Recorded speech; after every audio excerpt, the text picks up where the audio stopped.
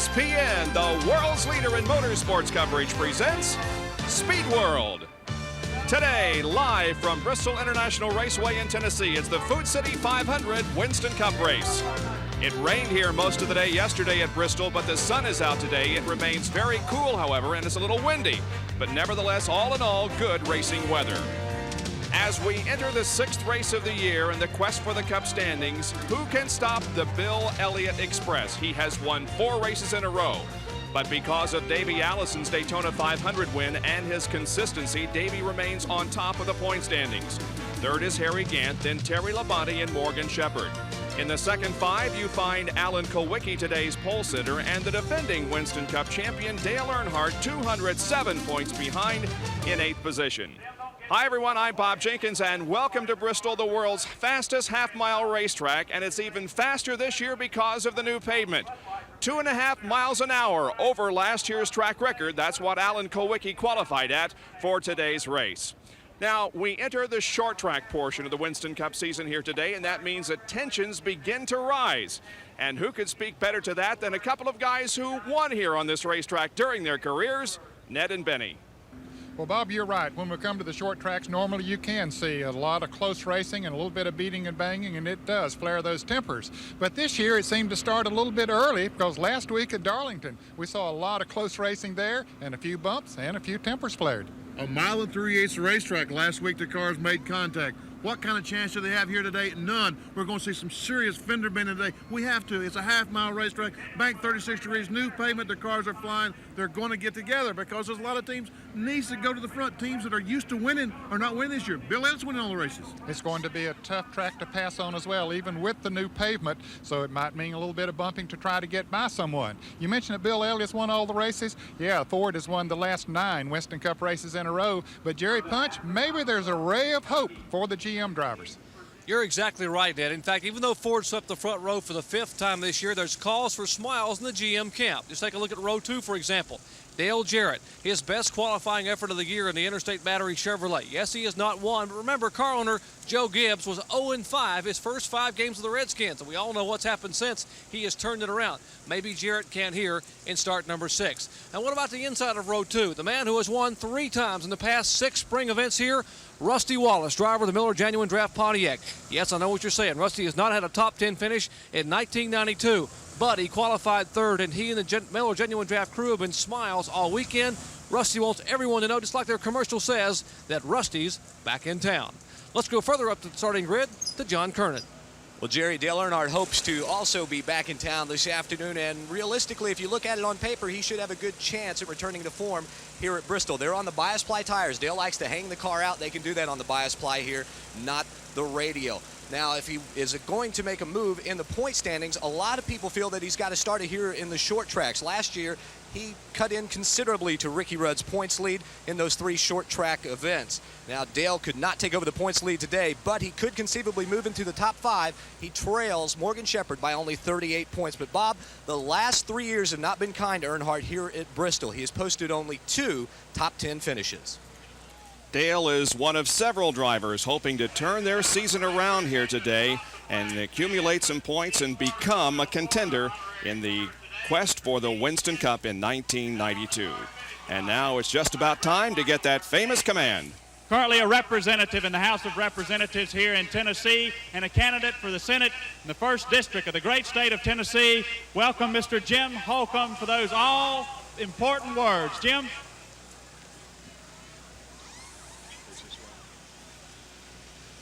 Gentlemen, start your engine.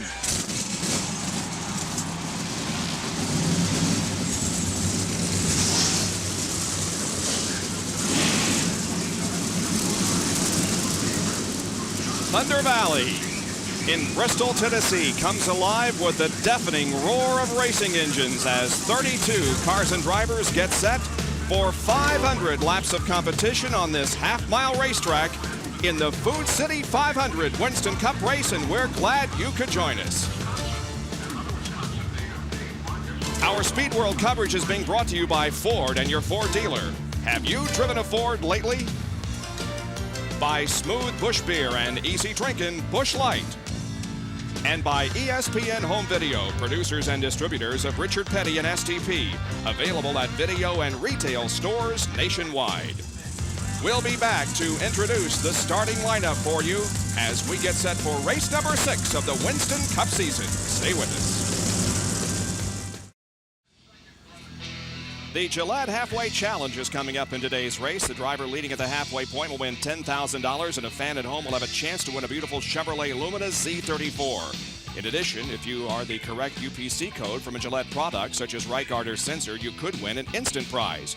Now, to enter, just call 1-900-436-7000 before the halfway lap. The call will cost you 95 cents, and you must be 18 years of age. If your entry is selected and you are called at home, you must name the driver who won the Gillette Halfway Challenge Award to win the Chevrolet Lumina Z34. Now let's take a look at our die-hard starting lineup for the Food City 500. On the pole with a new track record of 122.474 is Alan Kulwicki in the Hooters Ford number 7, Alan from Greenfield, Wisconsin. Brett Bodine starts outside the front row in the Quaker State Ford, car number 26. St. Louis, Missouri's Rusty Wallace. The Miller Genuine Draft Pontiac starts third in car number 2. Then Dale Jarrett, the Interstate Battery Chevrolet, car number 18. Starting in row number 3, the Rebestus Brake Chevrolet, car number 12, driven by Hut Strickland. And on the outside of that row is Davey Allison from Hueytown, Alabama, in the Hamilton Texaco Ford, car number 28. Kodak Chevrolet, car number 4, driven by Ernie Urban, starts in 7th position, and the Kodiak Chevrolet, driven by Ken Schrader from Fenton, Missouri, goes from outside of row number 4. The 5th row consists of Mark Martin from Batesville, Arkansas, in the Valvoline Ford number 6, and then Michael Waltrip in the Pennzoil Pontiac, car number 30. The 11th starting position goes to Bill Elliott, looking for his 5th consecutive win in the Budweiser Ford number 11. And then Taylorville, North Carolina's Harry Gant in the Skoll Oldsmobile, car number 33. The number 21 Citgo Ford of Morgan Shepherd from Conover, North Carolina, starts in 13th position. Then outside the 7th row is the King, Richard Petty from Mandeville, North Carolina, in the number 43 STP Pontiac. Row number 8 consists of Terry Labonte from Corpus Christi, Texas, in the Sunoco Ultra Oldsmobile, car number 94, and then Darrell Waltrip in the number 17 Western Auto Chevrolet, starting in 16th position. The 9th row consists of Ricky Rudd in car number 5 and defending Winston Cup champion Dale Earnhardt in car number 3. And then the rest of the field will have to start on the, pit on the backstretch, and that's somewhat of a handicap here, including Marlin and Little.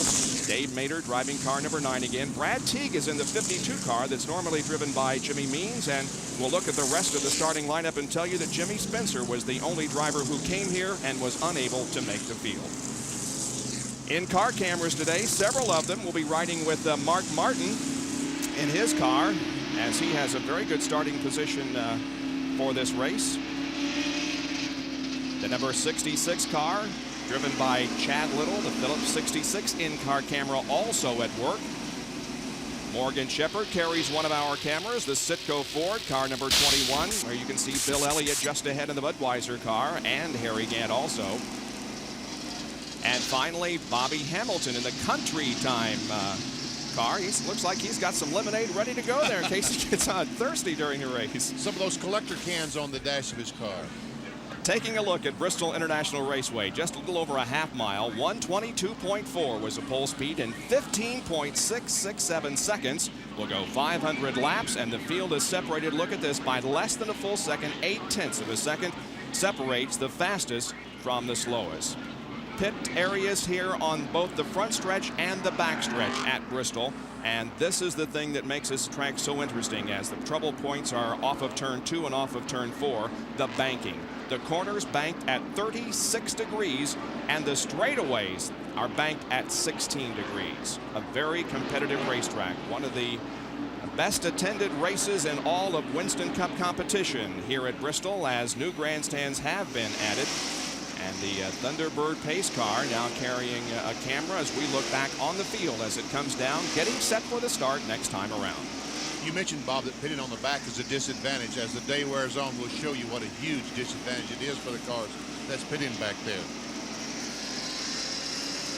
And Dale Earnhardt qualified 18th. I think there's 18 cars on the front, so he just barely made, although he would have been able to pit on the front, being last year's champion. In It's his first choice. In case you missed it, yesterday's race, which was plagued by rain, they didn't finish it until almost 7 o'clock last night, won by Harry Gant. He and the other 31 drivers in this field get set to go as the pace car comes off the 36-degree banking and heads for the pit area. Here comes the start of the Food City 500.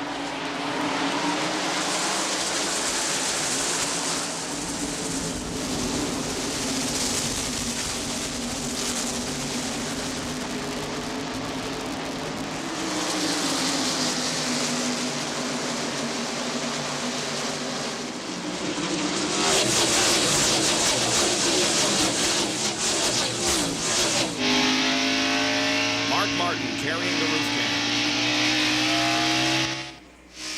Inside Chad Little's car. Earnhardt to his left. Darrell Waltrip in front. Boy, look how quickly everybody tried to get down on the inside, Bob, and get in single file. Chad Little is up there on the outside. He might be able to pass Earnhardt here. They're going into turn 3 wide. Darrell Waltrip backed off, though. Smart that move. That was not the thing to do. But Brent Bodine, who started on the outside pole, couldn't get back in line until he got back to 5th position. Finally, Little is able to pull down on the inside in the groove. It's a 71 car. Dave Marcus directly in front of Earnhardt. Here's Morgan Shepherd right behind Elliott. So a steady string of cars halfway around this racetrack, all on the bottom of the racetrack. Elliott running for 11th. Meanwhile, back up front, the battle is for 3rd position as Dale Jarrett is 4th now, and Hut Strickland is 3rd as Dale looks to the inside, looks to the outside, tries to find a way around. The leader is Alan Kulwicki, and Rusty Wallace is running 2nd. Then comes Strickland, Jarrett, Brett Bodine, Ernie Ehrman, Ken Schrader, Michael Waltrip, and Davey Allison. And Davey Allison started in 6th place. It was a long time before he could get back in line, so he dropped back pretty far. Hut's car seems Hut Strickland, the car number 12, not handling, I don't believe, the way Hut would like for it to right now. He drifted up a moment ago in the turns a little bit, not enough that Jarrett could get by. But now Davey Allison trying to take the position away from Michael Waltrip, moving to the inside going into turn 1, and he does so. That puts Davey Allison in 8th position. Bob, you mentioned earlier that yesterday's race, there was some rain. The race wasn't over until about 7 o'clock last night. These cars did not practice at all. Didn't turn 1 lap yesterday. And a lot of cars on this new pavement needed to practice to be able to adjust. So we'll probably see some big adjustments on the early pit stops. And there was no second round qualifying either, so the drivers have had relatively little practice time on this racetrack, which is really completely different than it's ever been with the new paving. as a matter of fact, we might see a caution at about between laps 35 and 40. So the drivers that maybe missed their chassis setup pretty badly will be able to come in before they would get laps down. Here's Brent Bodine now trying to move on the inside of Dale Jarrett. As Ned indicated, he got caught outside in the drop of the green flag and dropped back to 5th position, but now he's trying to look for the way back up past Dale Jarrett and Hut Strickland that are running directly in front of him. Meanwhile, Rusty Wallace is beginning to catch the leader, Alan Kulwicki. They're separated by only about 2.5 or 3 car lengths, as already coming up on 12 laps completed out of 500 in the Food City 500. Thanks for joining us on this very sunny but cool Sunday afternoon in Bristol, Tennessee. Back with more in a moment.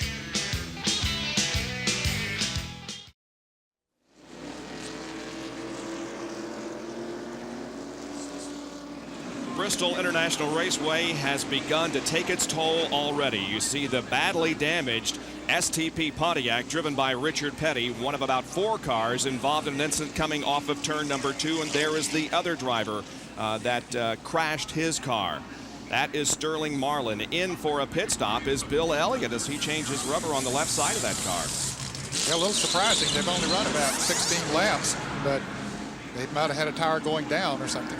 Here's Sterling Marlin. This is the start-finish line going down to turn 1. Following Ricky Rudd. As he exits turn 2, we'll see the car all of a sudden it just turns right, like he did in Darlington last week. See, the car just all of a sudden, the right front goes down and into the wall. Along comes Richard with nowhere to go. Now there's a couple of other cars. The Dave Mater car will come spinning in. There's Dave Marcus spinning. Dave Mater also spins. But Sterling's car, just like last week, all of a sudden just like the right front goes flat, like he ran over something. Jerry, how come Bill Elliott made this pit stop here on the 16th lap? Bob, you guys were talking earlier about how that many of the crews were guessing on the chassis setup because they didn't get any practice at all yesterday with the inclement weather and the lengthy Busch Grand National race. Well, Elliott has complained in the first few laps of the car being so loose he could hardly drive it. They decided to go ahead and come in and make a tire change, so they came in and changed all 4 tires. Tim Brewer making the call along with Bill to try to tighten the car up a little bit and so he could drive it and be able to run maybe a little lower on the racetrack and maybe pass some cars. Back upstairs. All right, thanks, Jerry. They clean up the wreckage out in the backstretch. Richard Petty, meanwhile, is going behind the wall. He may be out of the race. They may try to get that car repaired a little bit so we can get back out and earn some more points, but it doesn't look good for the King here as he had a great starting position. This was his 59th start here at Bristol. He has 3 wins on this racetrack, winning both events in 1975. 26 top 5 finishes. Last top 5 was a 5th in 1987. But King Richard recalls some other memories of the Bristol International Raceway in our Petty Moment. This Richard Petty memory is brought to you by Prism, the only spray-away car polish. Bristol International Raceway has been the setting for some tough moments and 3 hard-fought victories for Richard Petty. In 1975, he swept both events at the raceway, but it wasn't easy. I won a race up there in 1975, and the way I had, you know, we had to put a situation under your arm and you hang on your head because you go around in circles and you can't do anything. So I put that thing on and we run, and about the last half of the race, I didn't even have any feeling in my left arm, and I had to drive with the right arm and still won the race. So I felt like I'd done a good job that particular day. Richard Petty is behind the wall. A lot of work going on down under the hood. A hard lick, and race just now getting started. I guess when it happens quickly in front of you, doesn't it? Well, you know, I guess Sterling must have broke something or something. Anyhow, he hit the wall, and I was in, you know, I seen it, and I slammed on brakes, but there wasn't nothing I could do. I didn't get a chance to cut right or left. I was just in the middle of the track, and he come down in front of me, and I just shut my eyes and hit him. Wasn't nothing I could do. You've talked to Robbie Loomis, your crew chief. He surveyed the damage. Going to be able to get it fixed and get back out there? Well, I don't know. I got to get around there. I'm busy talking to y'all and ain't get a chance to look in the race car yet. All right, thank you, Richard. King Richard, the 14th place start day, had big hopes, but unfortunately his race may be over. Look at this, a record attendance here at Bristol for the spring race, 62,300 in attendance. ESPN Speed World today at Bristol International Raceway in Tennessee for the Food City 500. We're 23 laps into the race, and they've not got Sterling Marlin's car on the hauler as it crashed. And here is how the incident occurred. We'll pick it up in real time at the start-finish line. Everything going fine down on the inside. It's the blue car right behind the orange car, and all of a sudden it just veers to the right as the tire blew or something happened. Then Richard Petty comes in and slams hard into it. He came very close to hitting the abutment there where Michael Waltrip crashed in a Busch Grand National race a couple of years ago. John Kernan is with Sterling. Sterling, we see a big black mark up there where he almost crashed through the gate like Michael did. Did you see that thing coming up pretty quick? Yeah, I saw it coming, and this ain't gonna be good, but you know, they fixed the gate, and hey, we get out on luck. We cut a tire down or something, the car just turned dead right in the wall, and we're going to try to fix it, get to Maxwell's house, take some people forward back in the race and see what we can do. Well, I think they blew a left or right front tire once again for the second week in a row, Bob. Yeah, some tough luck for Sterling Marlin, who has had bad luck almost all year long. Jerry Putch has another report on pit road. We mentioned they might put a caution flag out about lap 35 or 40. NASCAR has now informed the crews that on lap 50, about 30 green flag laps from now, or about 28 to 30 green flag laps from now, 50, 52, somewhere along in there, they will probably put out the yellow flag and let all the crews take a look at the tires and chassis of the car. The Goodyear has a great tire. Nothing to do with tire wear. It's the fact that the crews got no practice yesterday to set the cars up. We've already seen Bill Elliott come on pit road. They put a round of wedge in his car. He was about 0.2 of a second off a lap, and Tim Brewer said, hey, if we stay out there 0.2 of a second off in 40 laps, we'll get laps.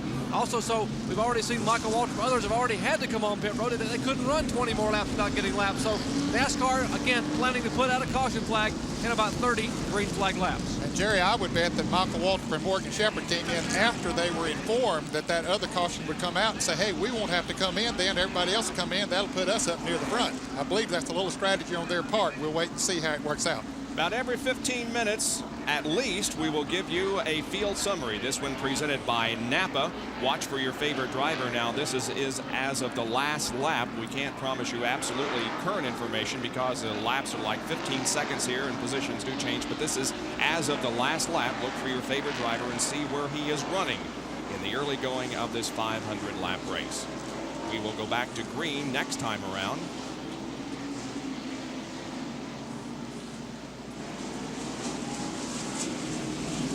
Chad Little and Ted Musgrave running back in the pack, as is Wally Dallenbach, but he has moved up.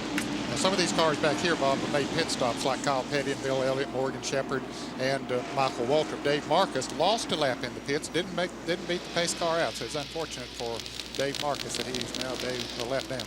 And although Richard Petty and Sterling Marlin's cars are beat up, they are not officially out of the race just yet. But the green flag is coming out, and we are back to competition. That's Dave Marcus. Not able to get his car started on the restart. The car's rolling, but it's like he's first gear or something. Finally gets it going. We're looking at Alan Kowicki, the leader. Cole Sittering still the leader.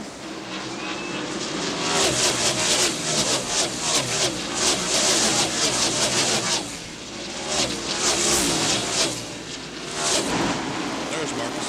Last start of the new car, has the car up to speed.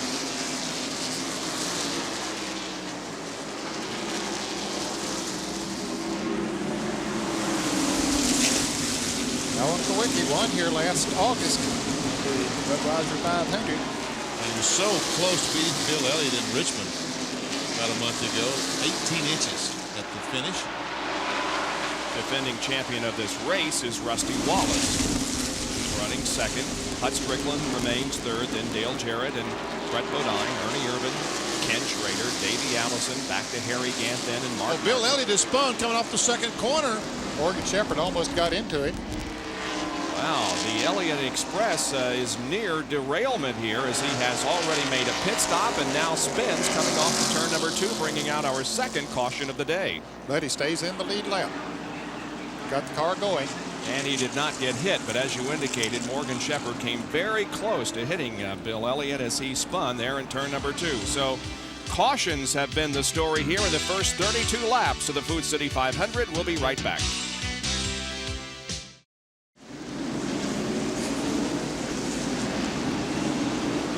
Welcome back to Bristol International Raceway, the Food City 500. Bill Elliott bringing out another caution flag. He spun. He said that he got tapped on the inside by Kyle Petty. It's what he was telling the crew on the radio. They have made a pit stop, changed 4 tires. They have been back on the racetrack, and we're getting set for more green flag racing action. Bob?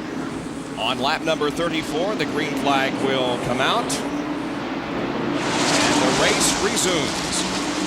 The car on the inside is Dave Mader, who lost some laps with his spin over on the back straightaway. And look at Rusty Wallace trying to move on the inside of Kowicki. He got a good run off of turn 2, but couldn't quite make the pass.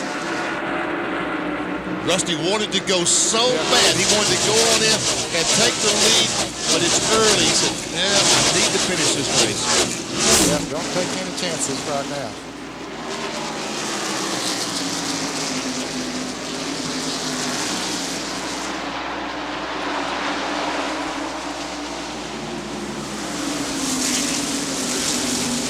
Putting the car length or so on Rusty Wallace. Here comes Earnhardt trying to get by Rudd. They go side by side into turn number 3. He forces Rudd to the high side, and Dale Earnhardt picks up that position, and that puts him now in 12th. Riding with Chad Little as he is behind Ricky Rudd, and Earnhardt just ahead of Ricky. So he's picked up 6 positions. He started in the 18th position. A couple of those cars that were in front of him made pit stops, but he has done some passing as well. Dale Earnhardt with 7 victories at this racetrack. The most recent was in 1988, the fall race. And Michael Waltrip, right behind Michael Waltrip, and there's some smoke coming off that right front tire. He's made some contact with someone, knocked the sheet metal on the right front. I guess we can't see it from his camera position, but I saw him as he rode by a little bit ago. There we see the 30 car.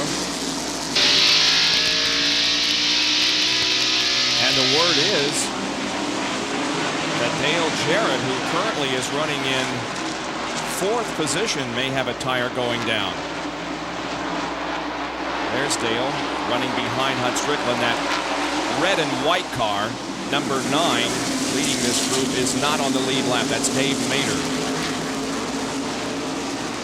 There's Jarrett in fourth, and now Ricky Rudd tries to make a move on Terry Labonte. Dale Earnhardt just went by the Labonte car. The Sunoco Oldsmobile, to a lot of fans' delight. Earnhardt looks like he's on the way to the front. Rudd just can't make the pass. Cars still side by side. There's Darrell Walter, Chad Little directed by, and Rudd just can't make it work.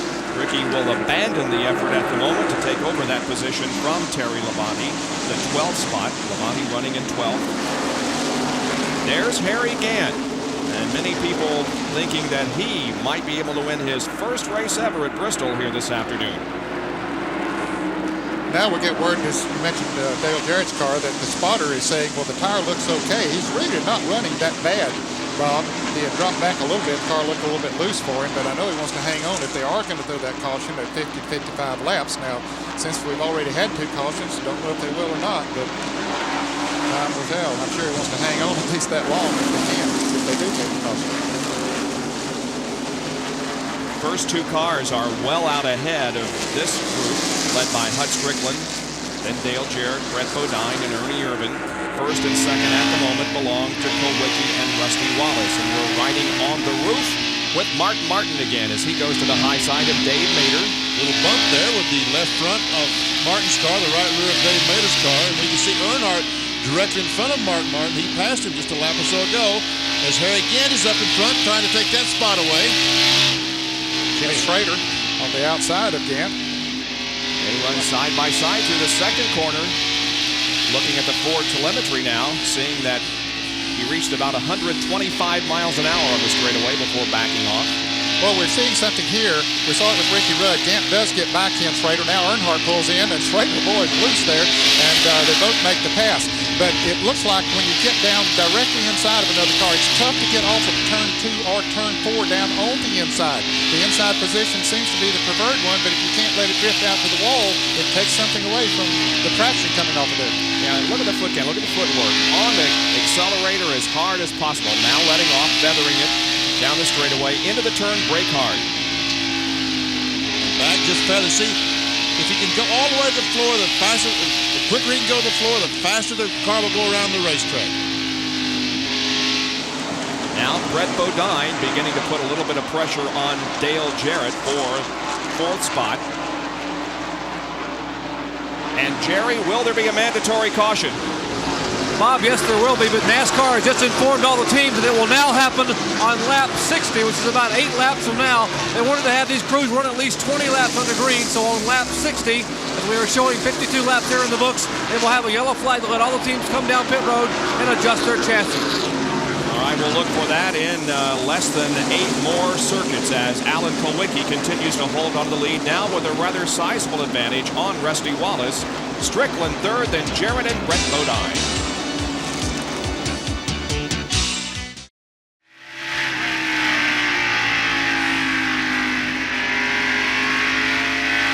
At Bristol International Raceway, the Food City 500 Winston Cup racing.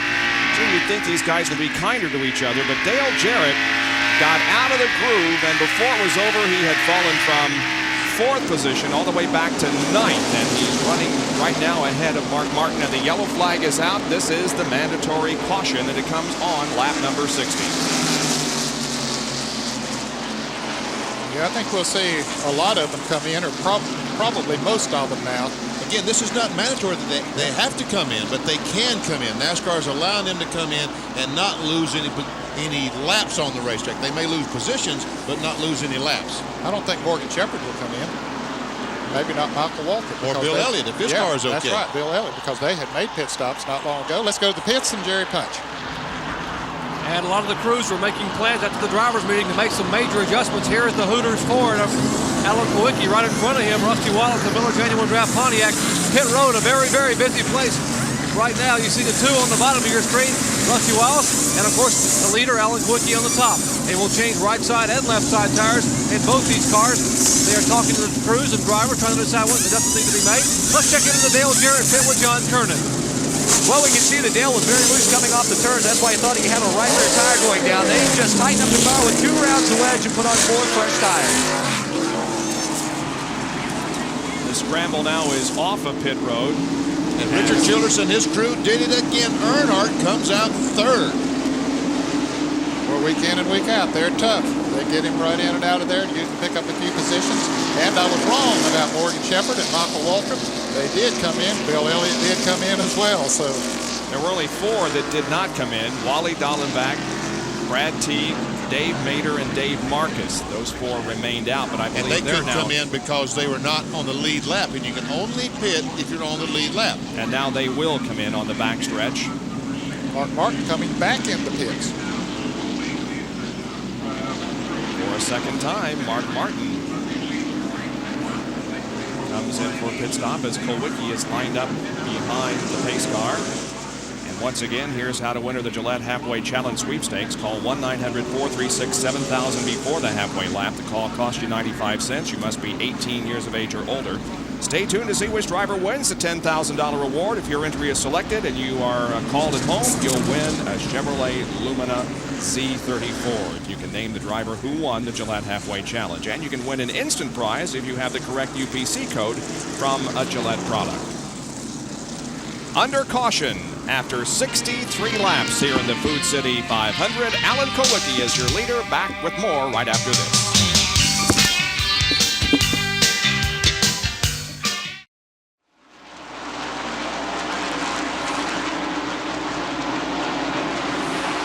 As you rejoin us, you have only missed 1 lap. That was the first lap under green off of the caution thrown by NASCAR. Allow teams to come in and check their setups. Alan Kulwicki is out front, followed by Rusty Wallace, then Dale Earnhardt, Davey Allison, Ernie Irvin, Brett Bodine, and Michael Waltrip.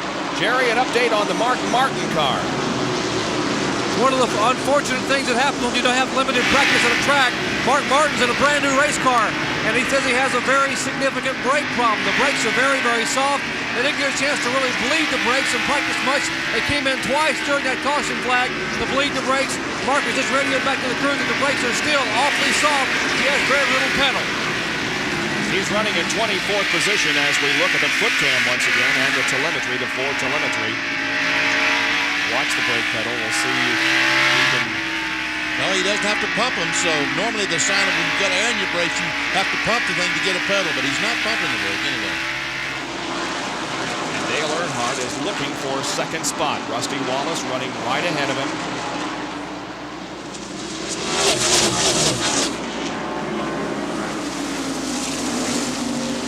Earnhardt's car is a little bit faster than Rusty's right now. But as we said at the top of the show, it's tough to pass on this racetrack. Even though it's wide, the banking has been smoothed out with the new pavement, it's still, there's one place around this racetrack that you can go faster than anywhere else, and it takes most of the racetrack to get that one group. Well, the racetrack does look fabulous. These cars just don't bounce around like they used to. The paving job looks like it's a fabulous job. All the drivers have complimented the paving job done here by Larry Carrier and the crew. And John Kernan has a report on pit road. Well, Bob, Dale Jarrett got really loose. He thought he had a right rear tire going down. This is the right rear tire off of that car. You can see the temperature distribution. They took it off the car and measured it. 170 on the outside, 175 on the inside, 180 right here on the inside, 175 in the middle, I should say. That means it was just, they just missed the setup. He was just loose, and they put 2 rounds of bite in the car. He should be fine. All right, John, thanks for the report on Dale Jarrett as Dale now runs back in the 12th position. And another Napa Field summary for you. Again, we try to do this every 15 minutes or so. And this is as of the last completed lap. Earnhardt keeps trying, and he may have him. He may have position. And they go into turn number 1, and Earnhardt pulls alongside of Rusty and takes second position, and Davey Allison will come along in third, and Rusty loses 2 spots. And the lap before, Brett Bodine had passed Ernie Irvin. There he is, the green car right behind Rusty Wallace. I'll tell you, boy, once you get out of that groove, I mean, they'll go right past you. Show no mercy. That's what they're doing, is racing, isn't it? They're racing. They're trying to get to the front. Now, can Earnhardt catch the 7 car up to Kulwicki? Well, certainly the Chevrolet fans hope he can. Ford fans hope he can't. Allen has about a 10-12 car length lead on Earnhardt, but he appears to be closing in as they go down the backstretch. There's a 28 car. Looks like he may be gaining. Oh, here comes Brett Bodine, and there's some rubbing. Bodine and Wallace exchange some paint, and not only Bodine, but also Ernie Irvin able to pass Rusty Wallace.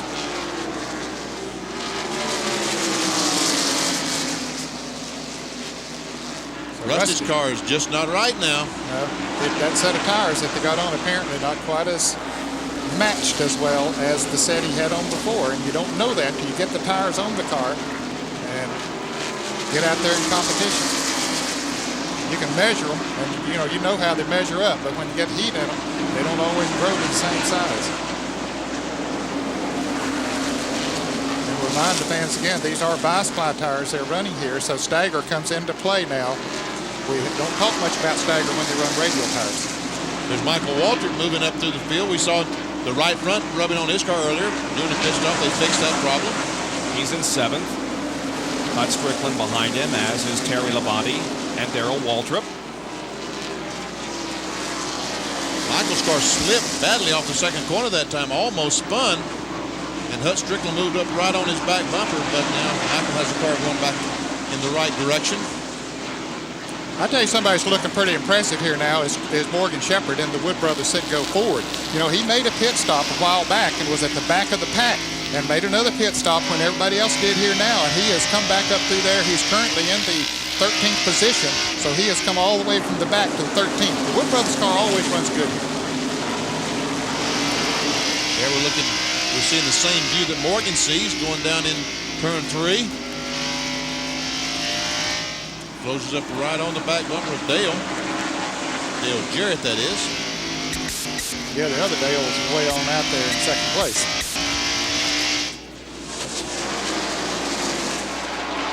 Yeah, there's the other Dale, that black car right going in turn 1.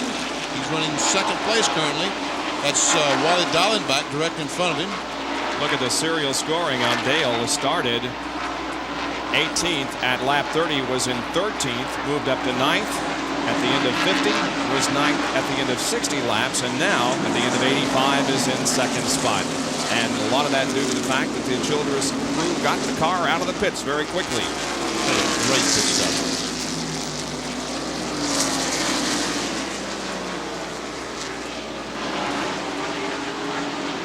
But Alan Kulwicki continues to have command of this race. He has led just about every lap from the drop of the green flag, was the pole sitter of this event, and if he should go on to win this race, he will pick up in Unocal bonus money, $22,800. All the big money was lost when Bill Elliott won the race in Richmond from the pole position. $197,000 or something was the Unocal challenge then. Trouble here on turn 4. Almost a crash. Dick Trickle did everything but crash. I think his short track experience helped him a great deal there, Bob. He and Greg Sachs tangled a little bit now. Trickle is going a lap down, and look at Earnhardt has really closed on Kulwicki, because Kulwicki backed off when he saw that happening in front of him. He said, hey, there's going to be a wreck. I don't want to be in it. He backed off. Earnhardt kept going full steam, and now he's caught him. He is within a car length. Dale Earnhardt trying to lead his first lap of 1992. This graphic will just knock your socks off. Look at this. Earnhardt, after 5 races in 1991, had led 225. This year, none. Rudd had led 223. This year, none. Irvin, Martin, and Jeff Bodine are also drivers that had led laps at this time last year, but have not led a lap in 1992. There's some traffic now. This may be where, because Jeff Bodine in the 15 car certainly does not want to go a lap down. He's not going to make it easy for Kulwicki to get by. He almost spins. Jeff had it sideways, but saved it. And now look at Earnhardt trying to get by. He's looking to the inside. Can't do it, though.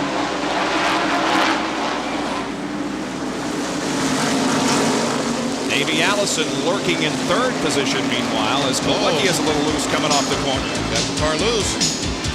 Coming up on 100 laps completed here at Bristol with Alan Kulwicki, the leader. We'll be right back.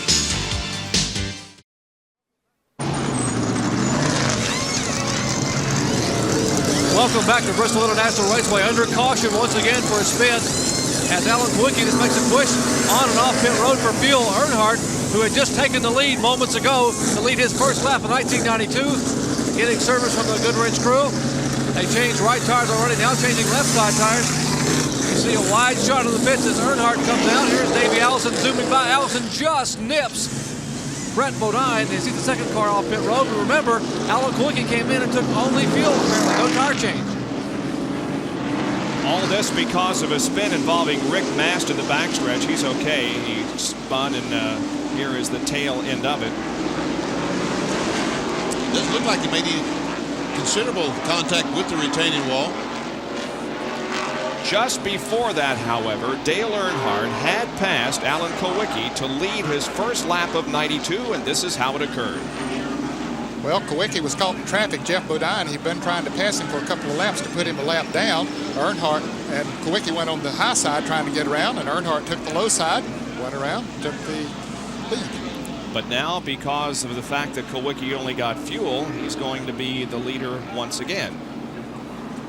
With Earnhardt running second, then Davey Allison, Brett Bodine, Darrell Waltrip, and Rusty Wallace. 100 laps have been completed now.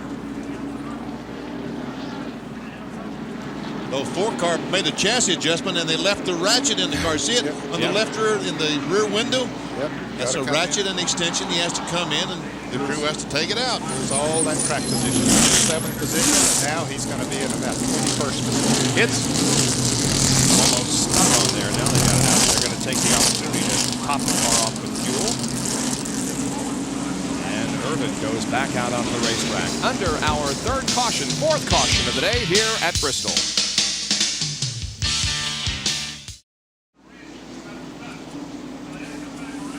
Reminder, right after our Winston Cup race here at Bristol at 3:30 Eastern Time this afternoon, more racing, the America's Cup Defender and Challenger semifinals from San Diego, California. Jerry? And Alan Kawicki just sort of ducked on pit road just moments ago in the caution flag. No tire change, just a little bit of gassing off. Number one, he didn't want to have any new tires, so the tires aren't wearing, so we don't need tires. And number two, and most importantly, I don't want to be back in the back of that pack and get caught in some of that heavy traffic. Track position, very important here at Bristol.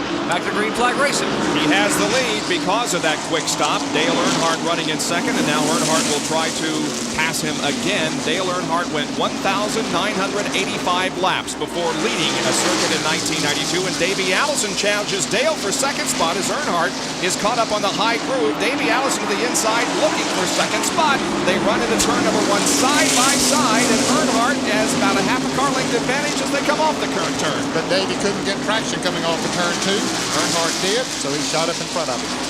Meanwhile, those 2 cars between Kawicki and Earnhardt are lapped down. That's Dick Trickle and Jeff Bodine trying desperately to get back in the lead. Jeff Bodine had a race with Earnhardt to the caution flag, but lost a lap.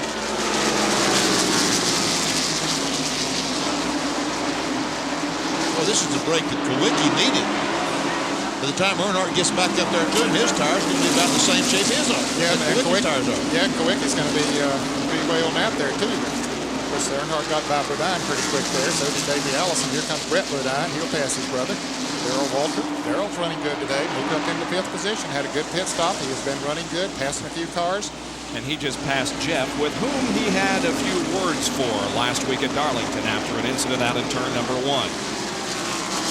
And what you get right now, you get caught up on the outside. You just can't get the traction you need to go.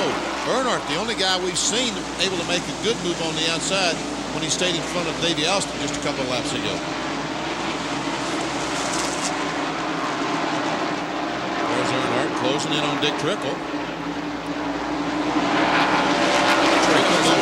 Is a lap down, running 22nd. There are 21 cars on the lead lap.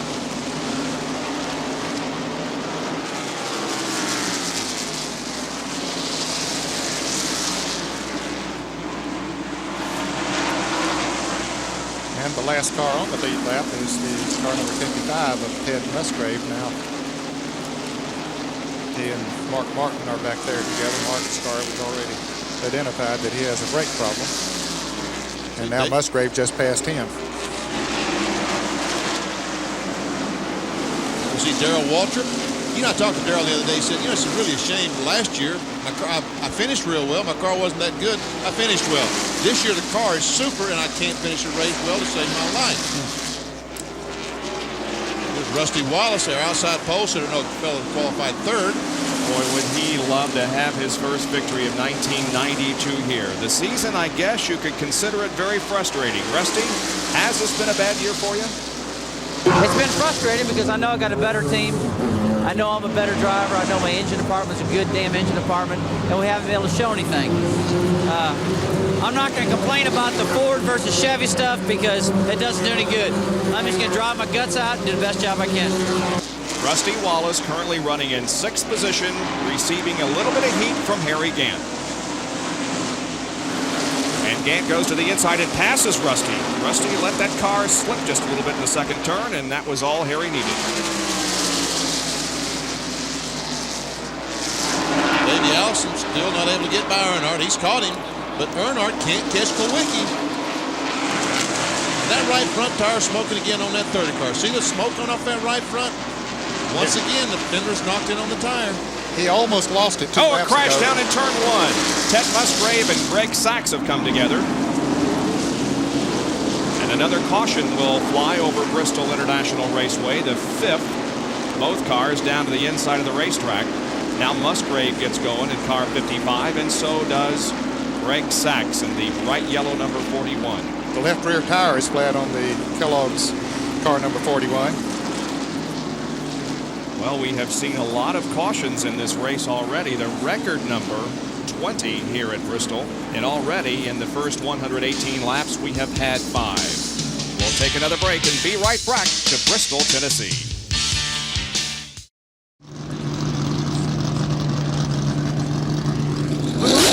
Bristol International looking out of the roof camera on the Valvoline Ford Thunderbird and sitting on pit road. And the crew now under the hood of that car. They have a problem with the carburetor. Apparently some skipping or missing in the car. We reported earlier they were having a brake problem, and this is a brand new race car. They've got some significant sheet metal damage in the front of the machine. In fact, the front grille has been all shoved in. They had trouble even getting the hood up. They thought maybe the hood, which is buckled a little bit, may have been pushing down somewhat on the air breather, which may have affected the linkage to the carburetor. But that's not the problem. They have the breather off, and now Jack Roush and the rest of the team of the Valvoline car under the hood, but he is losing some valuable time. Even though it's under caution, he has lost at least a lap or more here in the pit. Yeah, Jerry, he has lost 2 laps, and Mark Martin remains on pit road. Why are we under caution? Well, this little incident down in turn 1. This is Greg Sachs in the yellow car, Ted Musgrave in the white car. Sachs in the Kellogg's Cornflakes, the 55 cars, the Jasper Engines car. I don't know what happened going in turn 1.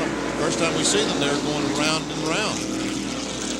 The left rear tire was flat on Sachs' car in the end? Yeah, and of course he has been in the pits and has that squared away. Ted Musgrave as well is back out on the racetrack.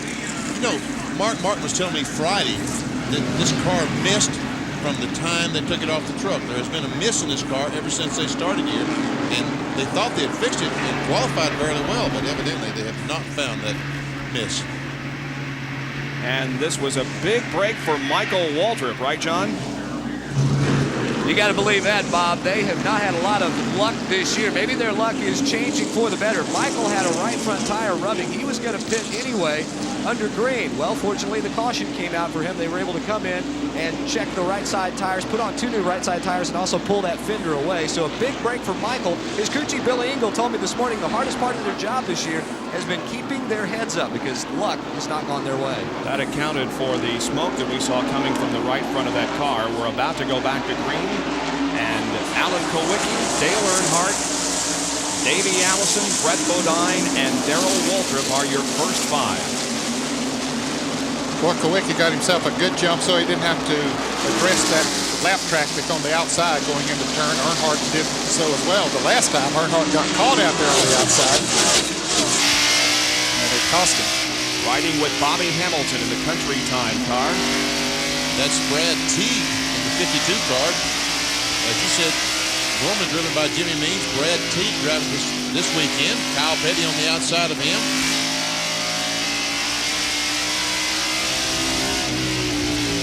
And there goes Ricky Rudd. Now finally, Hamilton says, I'm going to move up and go by. He does.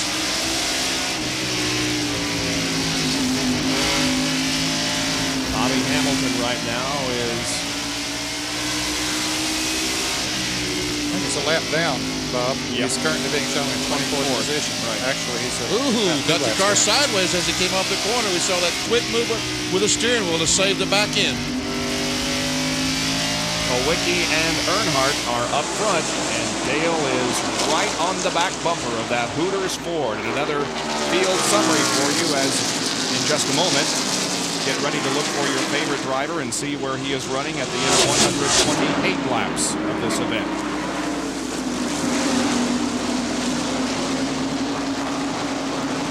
Earnhardt had moved in just right on his bumper a couple laps ago. Then Allen pulled away. Kowicki has done this all day, Ned. After 2 or 3 laps, these cars are able to run with him for 2 or 3 laps. And then, when those tires get nice and warm, he starts just driving away. Here's our Napa field summary.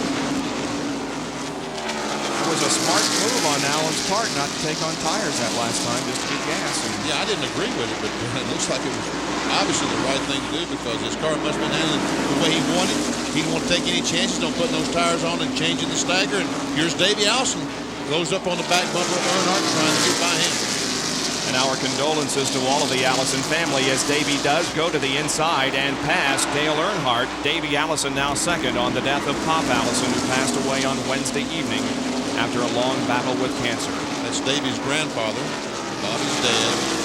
We'd like to also update you on the condition of Doug Wolfgang. A lot of drivers and crew members were talking about Doug down in the pits this morning. Doug had a very serious sprint car crash at Lakeside Speedway in Kansas City on Friday night. We did receive the latest information today, and he does have burns over 30% of his body. He has a fractured vertebrae and a concussion and has a long road to recovery. He also inhaled some firefighting material, and there is concern about his lungs. So we'll keep you updated on Doug Wolfgang.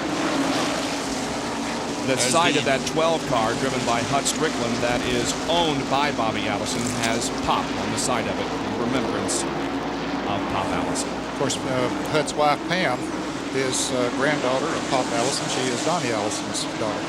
Kyle Petty going around him. Yep, this is for about 8th spot, I believe. 9th spot.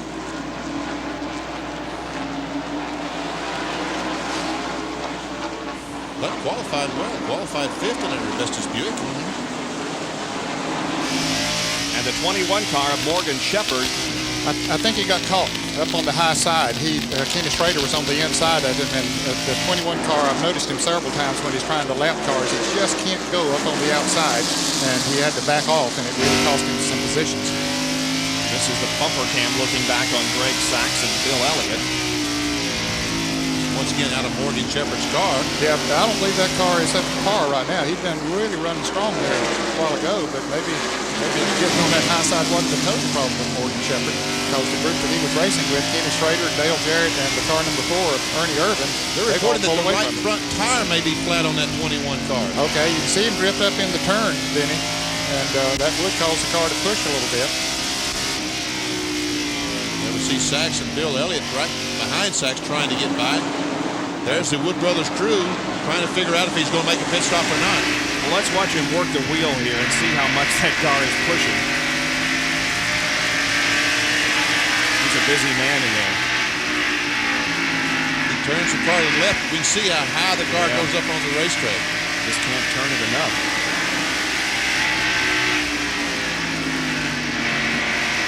This is the only race this year that the teams have run the bias ply tires, so they've worked with them for years and years, but they're now getting accustomed to the radio tire. And here comes Hut Strickland on pit road.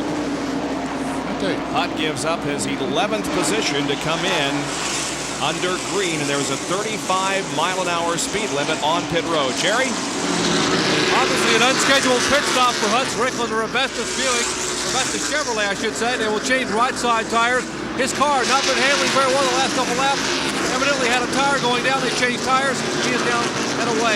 Let's go to John Turner for an update on Morgan Shepherd. John? Jerry, the spotter said the tire looks fine. What Morgan thinks may have happened is that the stagger may have closed up. As we said on the radios, you don't worry about the stagger, but you do on the bias ply, and you're not really quite sure exactly what's going to happen to that tire and the stagger when they heat up. So they're going to ride it out as long as they can. But right now, they just think it's a problem with the stagger. Boy, he's going to go a lap down before long, John, because Alan Kowicki is coming up on him. very quickly back there. And coming back into the hunt is Richard Petty, who was involved in an incident very early in the race. And there isn't front end on that car. However, Richard Petty goes back in competition. Well, that thing's considerably shorter than it was, huh? Yeah, it sure is. That was too bad. Here is Morgan Shepherd now coming into the pits. They decided they couldn't wait any longer. Let's go back to the pits. John Turner. Well, as you pointed out, he was very close to going a lap down, so they will go ahead and bring Morgan in. It will be a right side change only. Eddie Wood getting that right front tire off. It does look like it's still inflated, though. It doesn't look to be flat. We'll check that out. They get the right sides on, the car is down, and Morgan is away. And the problem on Hut Strickland's car was a bad right rear. So a couple of drivers experiencing problems here as Morgan Shepherd goes back out onto the racetrack, and we'll watch that car build up speed and enter the groove in the backstretch. 16 degrees of banking there, now into 36 degrees of banking in the corners. We're 147 laps into the Food City 500 with Kowicki still leading.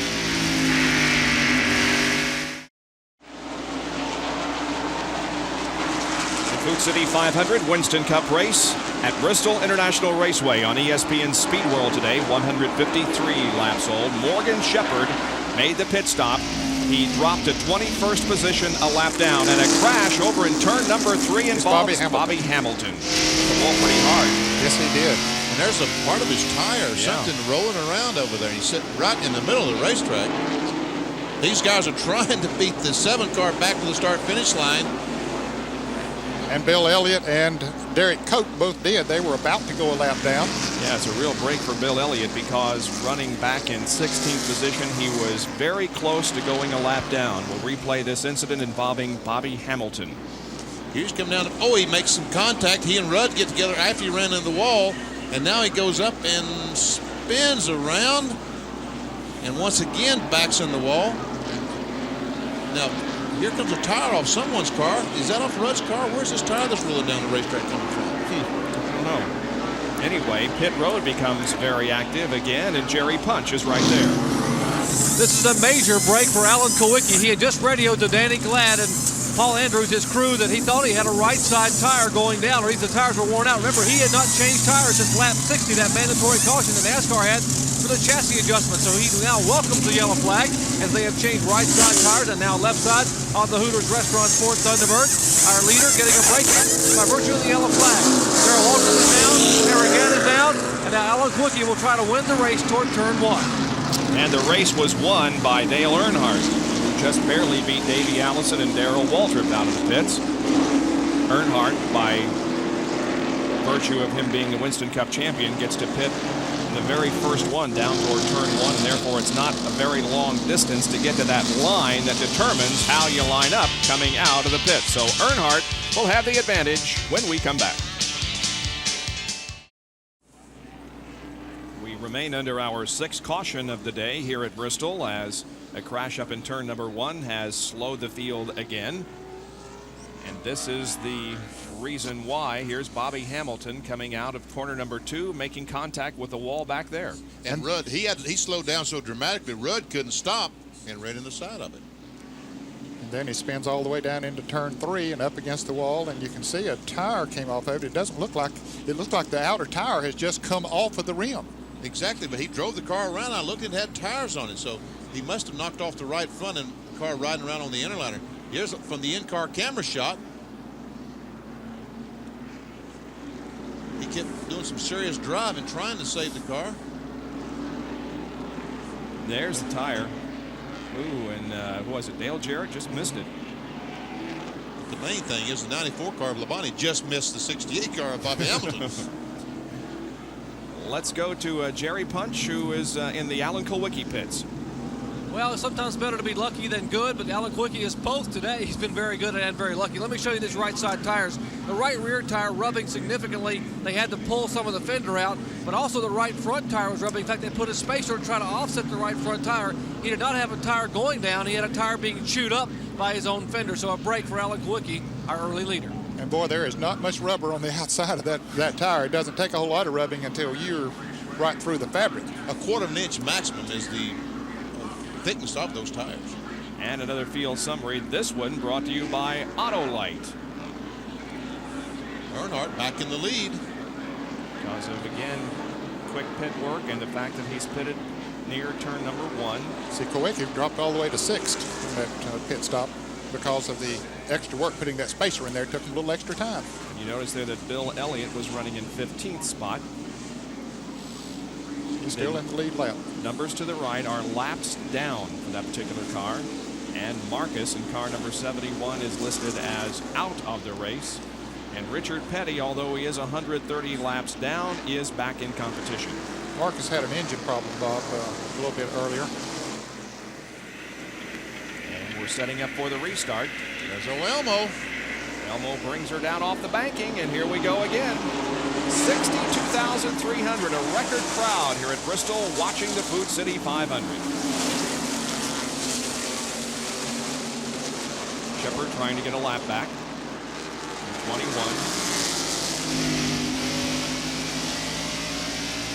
He said Earnhardt could just move up a little bit. Now slide up a little bit, try and get under. Come on. A little bit ago, Morgan Shepard was back in the middle of the pack being overtaken by cars. Now he's trying to pass Dale Earnhardt, the leader of the race, because he now has 4 tires with all the air in them. He had a flat tire earlier on. And he was a fast car before that happened.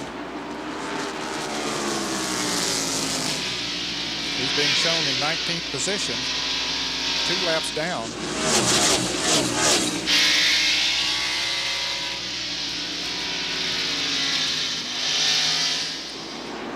See Davey Allison there in 2nd place. Not too far behind him is DW. Darrell Waltrip in 3rd. Not too far behind him is Brett Bodine. If Darrell Waltrip's crew changed 4 tires, he had a fantastic pit stop because he was moving long time before some of the other cars were moving. But hey, they gained on several pit stops here today, picked up several positions. Davey moves up right on the back bumper on Morgan Shepard. Good bumper cam shot.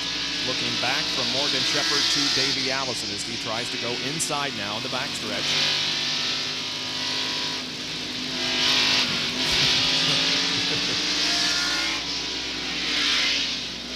Waltrip, meanwhile, in 3rd spot, has won 11 times on this racetrack. He has won the spring event 5 times and the fall event 6.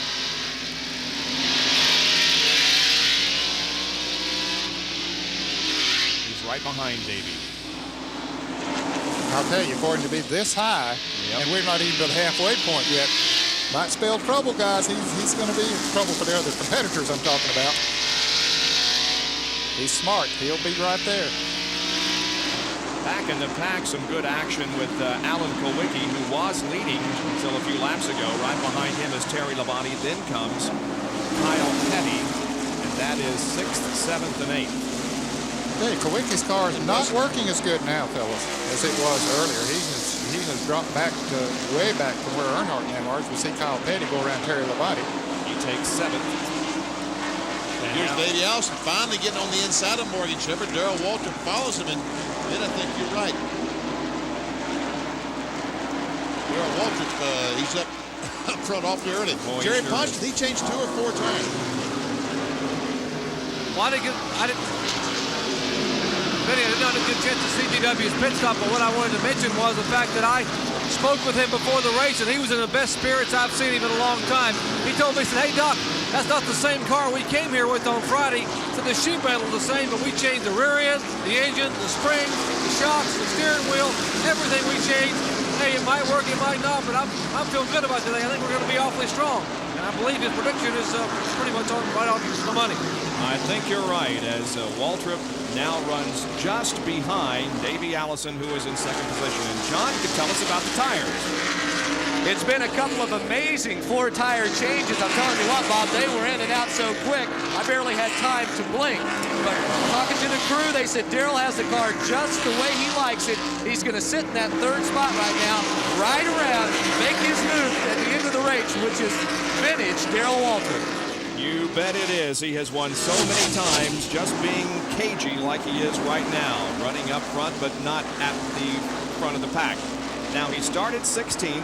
He moved up to 15th on lap 30, then to 10th, then to 5th, and now at the end of 175 laps, Darrell Waltrip is 3rd. Davey Allison included in here. We go back to Rusty Wallace, Kenny Schrader, and Ernie Irvin. Dale Jarrett. That's 9th, 10th, 11th, and 12th. They are at least half a lap, maybe a little more. Yeah, they're a little more than a half a lap behind the leaders. They've been caught in some lap traffic back there and had a tough time getting around them. Now Rusty drifts up, and here comes Kenny Schrader down on the inside. Here comes the 4-car of Ernie Irvin. He'll take the measure of him as well. Dale Jarrett will try to move on the inside too. So Rusty loses 3 positions in a half a lap. That is how it's done at Bristol. You get up out of that low groove and zoom, zoom, zoom. They go by you. Tell you what, Davey Alston's closed up right on the, two, boy. 3 abreast there coming off the corner. Yeah, Rusty, something's happened to his car. He is definitely off the pace. Michael Waltrip just narrowly For the lead, escaped. for Look at the this. lead. Davey Allison is alongside Dale Earnhardt into turn number 2, and I believe he's going to get him. Yeah, Davey goes to the front, and here comes Darrell Waltrip. And Brett Bodine drives right in there as well, takes over the 3rd position. So Earnhardt in 1 lap goes from 1st to 4th. And Rusty Wallace is coming in, Jerry. Exactly, and just the same kind of fortune some of the other drivers have had. Apparently a tire going down on the right side. We've already seen a couple of right rear tires go down. One on the Hutch Richmond car about 20 laps ago. The Rusty Miller Genuine Draft Pontiac team changing right side tires. The defending champion of this event will go at least 1 lap down, maybe now 2 laps down, and they will try to change left side tires. They're not really sure which tire it is, so rather than take a chance on losing a race car altogether, they will change left side tires. And now the leader will come by, and he will go 2 laps down as he's being held down in the pits by the NASCAR official. Tough break for Rusty Wallace, the defending champion of the race. Meanwhile, it's Davey Allison now out front, with Darrell Waltrip running 2nd, then Brett Bodine. And it appears as if Dale Earnhardt has lost the handle, and he's coming in. Dale Earnhardt comes in for a pit stop. We'll tell you about it in a moment.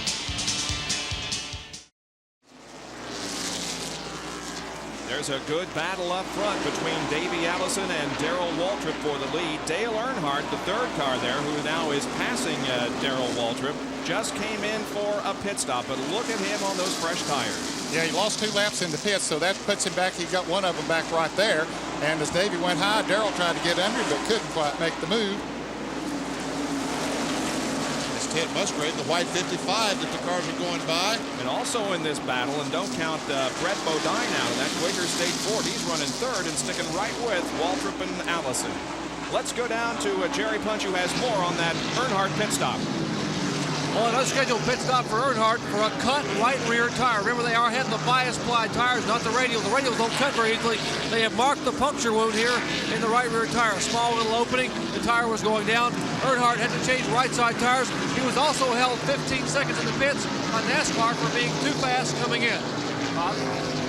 You can see the NASCAR official there holding Dale for 15 seconds, now saying, okay, you can go back out onto the racetrack. So not only a cut tire, but a penalty for Dale Earnhardt, dropping him 2 laps down, but he has made up 1 of those. Davey Allison still leads. Darrell Waltrip right there with him. Brett Bodine is 3rd. And in 4th place is the car number 7 of Alan Kowicki. And Alan is back about 5 or 6 seconds, I guess, behind the leaders. Kyle Petty is currently running in 5th, and he's right on the back bumper of Alan Kowicki. About 55 more laps. We'll be at the halfway point to enter the Gillette Halfway Challenge Sweepstakes. Dial 1-900-436-7000 before the halfway lap. It'll cost you 95 cents, and you have to be 18 at least. If you are called back during today's race and you can name the driver who won the Gillette Halfway Challenge, you will win the new Chevrolet Lumina Z34. You can also win an instant prize for having the correct UPC code from a Gillette product. The Gillette Halfway Challenge coming up in just a little over 50 laps. I thought that was a new product that GM had that for a second. Benny? The Zumina? Zumina, yeah. Well, here's Bill Elliott about to go a lap down to Davey Allison. He was almost a lap down before the last caution came out. Now he does officially go a lap down.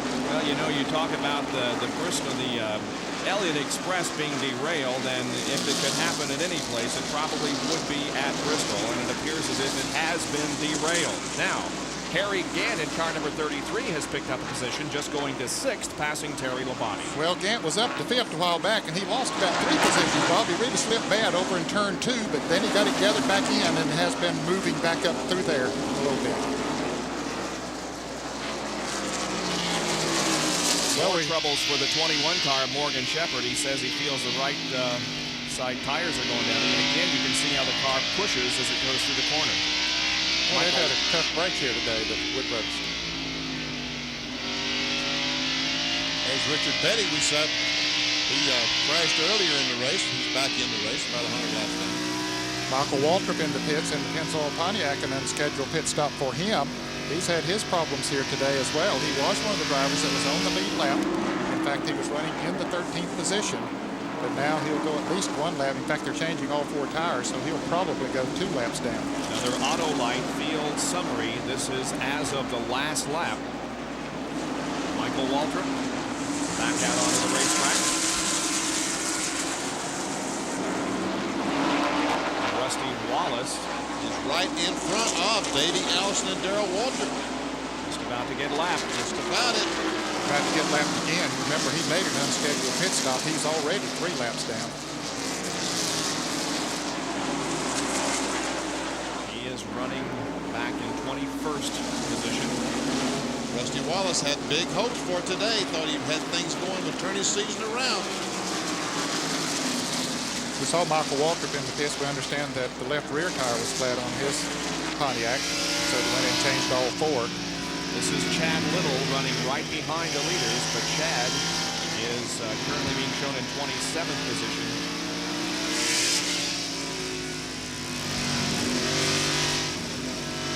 Phillips 66 in-car camera.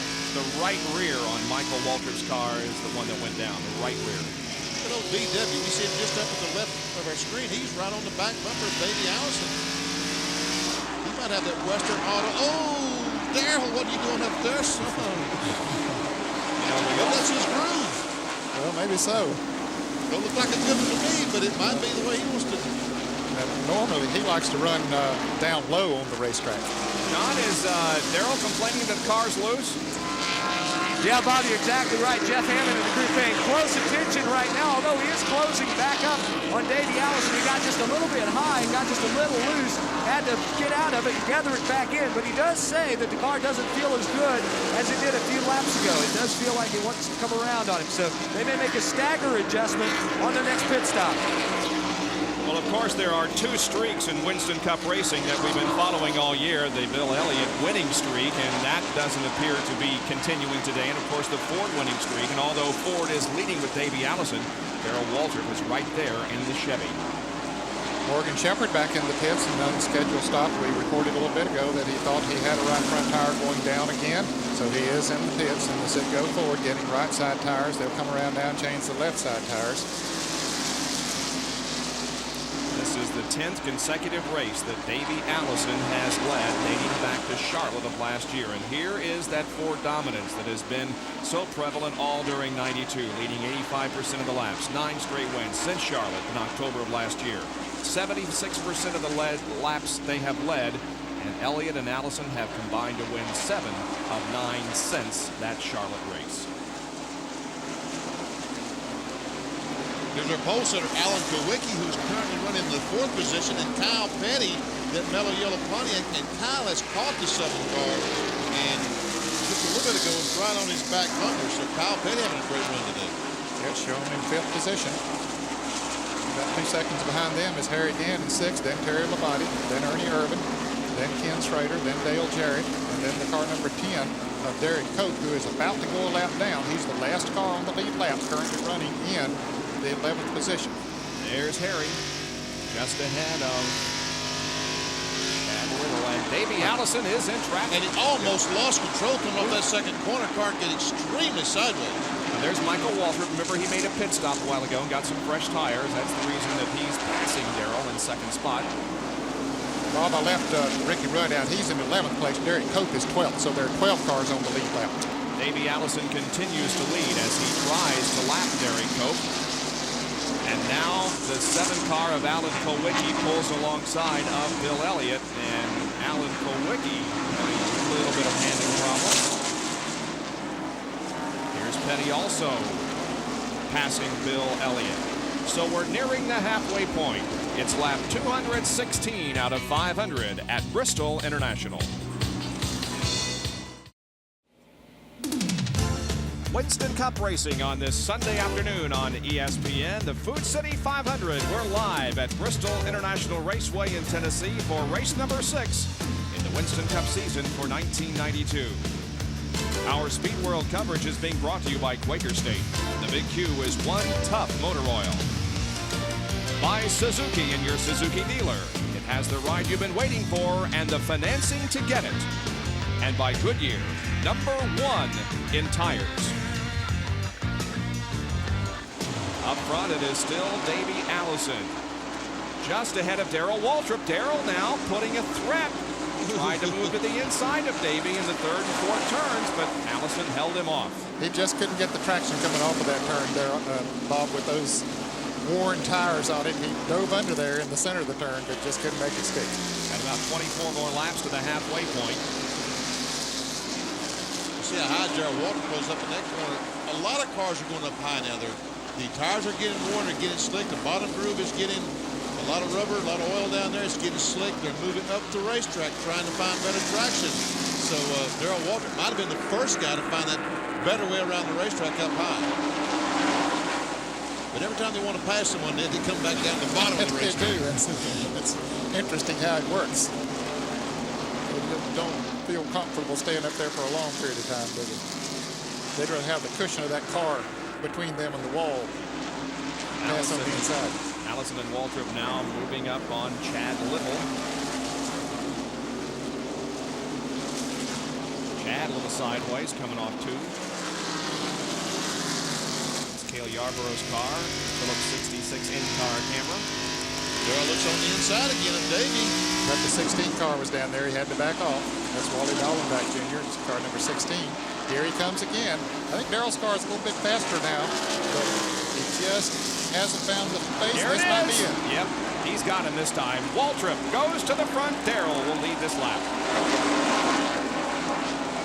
I think Ned's right. I think he is a little bit quicker right now than Allison. I think he'll start moving away. Ernie Irvin is making an unscheduled pit stop. Well, it might be a scheduled stop. He was running in 8th place, Bob, and I think we'll see others coming in here before too long now. Yeah, they'll wait as long as they can on a caution, but Ernie Irvin has decided the time has come for him to make a stop on lap 231. Now, we're only 19 away from the halfway point, so that could play a factor in on at least Allison and Waltrip coming in for their stops. Yeah, that $10,000 looks awfully big out there. Irvin has the service completed on his Kodak Chevrolet, and away he goes. And I think he went 2 laps down. I'll tell you, as fast as they go around here, it's almost impossible. Get slowed down, come into the pits, and even make a 2-tire change and get your speed back up without going a couple laps down. Here's a Big A Auto Parts on-track interval timing Allison and Alan Kulwicki, who is running back in 4th position. Laps 218 through 222. And look at how much Kulwicki cut into the interval. It was 4 seconds on lap 218, and by lap 222, Allen had reduced that interval to 2.5 seconds. And now Kulwicki, there we see Darrell Waltrip, our leader, trying to get by Michael. There's Kulwicki, and his car seems to be slowing down then, or is it just he's caught up in traffic? Yeah, he's caught up in traffic now. Very heavy traffic. That's Jeff Bodine he's trying to move around. Bodine moves to the inside, gives him some running room going into the turn. But I think his tires are, like most everybody's, they're really getting heated up and worn. And Dr. Jerry Punch is in the Darrell Waltrip pit. Well, you guys were commenting he thought Darrell was just biding his time. That's exactly what he was doing. Jeff Hammond radioed to him about 3 or 4 laps ago and said, hey, why don't we go get about 10,000 of Gillette's halfway dollars? And DW said, well, that's a good idea. So he just turned hard left. Well, underneath Davey Allison took the lead. So about 12 laps from now, he'll pick up 10 grand.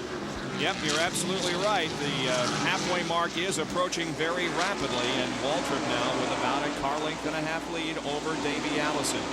Both he and Michael Waltrip, that yellow car, go high in turn number 4, but now Waltrip again cuts hard left and moves alongside of Michael Waltrip and puts a lap on him, another lap on him. Drove right between on the inside of Michael, the outside of the car number 55 of Ted Musgrave. Good aggressive driving by Darrell.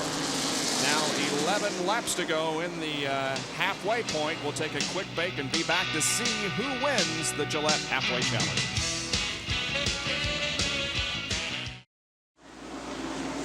The America's Cup coming up right after our coverage of the Food City 500 at Bristol International Raceway, and we are less than 4 laps from the halfway point at the moment. It is Darrell Waltrip leading this race. Next time around, he'll complete 247 circuits, and Sterling Marlin is back on the racetrack, running very slowly. He and Richard Petty were both involved in an early crash. Both have made it back out onto the racetrack, but I believe Richard is in the pits again. Anyway, no, he's on the racetrack. Okay, both Petty and Marlin then are back out. And Bob, just as we came back on the air, we saw Darrell Waltrip go around Ricky Rudd. Rudd was running in the 5th position, so he is now 1 lap down. So there are 9 cars in the lead lap. And there are Darrell Waltrip, Davey Allison, Brett Bodine, Alan Kwicky, the car number 42 of Kyle Petty, then Harry Gant, Terry Labonte, Ken Schrader, and Dale Jarrett are the 9 cars that are in the lead lap. 1 more lap to go to the halfway point. Here's Waltrip crossing the line, completing lap 249. Less than a half mile to go now, and he'll win $10,000. And one of you out there who have registered for the Gillette Halfway Challenge could win a new Chevrolet Lumina Z34. Here is Darrell Waltrip winning $10,000 in the Gillette Halfway Challenge. And we have a crash. Kyle Petty, Jeff Bodine, Bill Ted Elliott. Musgrave, and Bill Elliott all involved. That came right at the halfway point, but the Gillette Halfway Challenge was concluded, and Darrell Waltrip was leading at that point. Ricky Rudd trying to get his lap back, but Bill Elliott pulled up in front of him. Rudd was up beside of Darrell Waltrip, but Bill didn't know he was back there and caused Ricky to not get his lap back. Quite a bit of damage to that Elliott car. Well, I tell you, this will be a break for a lot of Bob, because there were a lot of drivers that were slipping and sliding out there wanting to get in and get some fresh tires on those cars. Considerable front end damage to the Budweiser 4, driven by Bill Elliott. It's our 7th caution period of the day. And here come those on the lead lap in for a much needed pit stop. Waltrip is in. Let's go to John Kernan. Whoa, Darrell comes in just a little bit too close to pit wall. They're only going to be able to change the right side tires. They won't be able to get the jack under the left side. He's too close to the wall. As the jack then comes around Jeff Hammond, he does get the jack under it. Davey Allison on the bottom of your screen. It will be a 4-tire change all the way around. They also made a stagger adjustment. Darrell had said that the car was a little bit loose, so they wanted to tighten it up. Davey is finished. He is out. It cost him some time here that Jeff Hammond had to go in at an angle to get the jack underneath Darrell's left side. Waltrip pulls out, but Davey Allison is the first off pit road, then Brett Bodine. And let's go to Jerry Punch. And Davey Allison came down pit road, and when he hit the brake pedal, the car slid almost all the way against the pit wall. The crew had to dash back out of the way. There was maybe 6 inches between the left side tires and the pit wall. They couldn't change left side tires. They can only change the right side tires. So we'll look and see if the Haviland crew will bring Davey back down to change those left side tires. The car just simply slipping over against the pit wall and didn't contact anything. But here Davey Allison will indeed come back down pit road. And it looked like he was coming in at normal speed, but when he hit the brakes, they locked up and the car just slid sideways. Fortunately, no one was injured, but now it's very crowded down here as the Valvoline car behind him being pitted, and of course the Revested car, Hunt Strickland in front. Now left side tires coming off the Davey Allison Ford Thunderbird. Left front on, Joey Knuckles doing the left front on, left rear is on, they fuel the car. Davey will try to get by him and pull the car down pit road as he, Ricky Rudd, and the Kodak car, Bernie Irvin, head back to turn 1. All right, while we're under caution, we have a special look at a very special young man. Now, the owner of this racetrack is Larry Carrier, and what a magnificent job he and his staff have done of creating this tremendous sports complex here in the hills of Tennessee. And you would think maybe his son would be interested in carrying on the tradition here, but instead he has a much different objective in life. And there's the facility here at Bristol International Raceway, and we are still under caution. During the caution, the 28 car was penalized a lap and now finds himself around 20. Well, he's down in the standing. Let's go to Jerry Punch. Well, he had come back in. Remember, I told you the car slid through the pits. He slid through some brake fluid that had leaked out when they were trying to work on the pit above him. on the car number 6. That was a Mark Martin. And Larry McReynolds has talked to NASCAR. He has tried to plead his case. He said, look, guys, we came back in to change left side tires. The 6 car was sitting half in and half out. We couldn't get in our box, so we went ahead and changed tires anyway. And Larry McReynolds absolutely irate, saying, I know what the rules are. I know you get penalized a lot for pitting out of the box, but we couldn't get in here. The Robestas car was in front of us. The Valvoline car was behind us. He was waving up toward NASCAR, saying we need to be understanding about this, but the penalty stands, and now Davey Allison is 1 lap down. And I finally found him on the score sheet here. He is in 11th position, 1 lap down to the leaders. We'll be right back with more.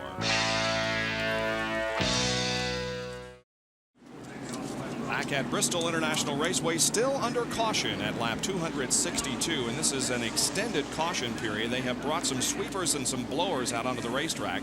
They're currently down in turn number 4, and there is a considerable amount of tire buildup, and they're sweeping it off, and we should be able to go back to racing before too long. Jerry? That's exactly what's happened, Bob, is a number of drivers have complained that the middle of the track and the bottom are okay, but up very, very high to the wall, there are some loose gravel, some small little stones that are cutting the tires. We've already seen 3 or 4 different people make pit stops. Earnhardt has lost time in the pits, as has Rusty Wallace, Hut Strickland, and others for cut right side tires. When you go up very high to sweep around a car or miss an accident or possibly pass someone, you're cutting a tire. So now they have allowed this caution flag to go a little bit longer than normal to try to make a safer racetrack. That's why we see the blowers up there trying to blow some of that gravel up and away. Look at Bill Elliott, fellow who's won 4 in a row, sitting on pit road with no front on his car, working on his car several laps now. Well, of course, safety is the key word in NASCAR racing and, in fact, in all kinds of racing. Organizations trying to make racing the safest it can possibly be. Here's a track fact.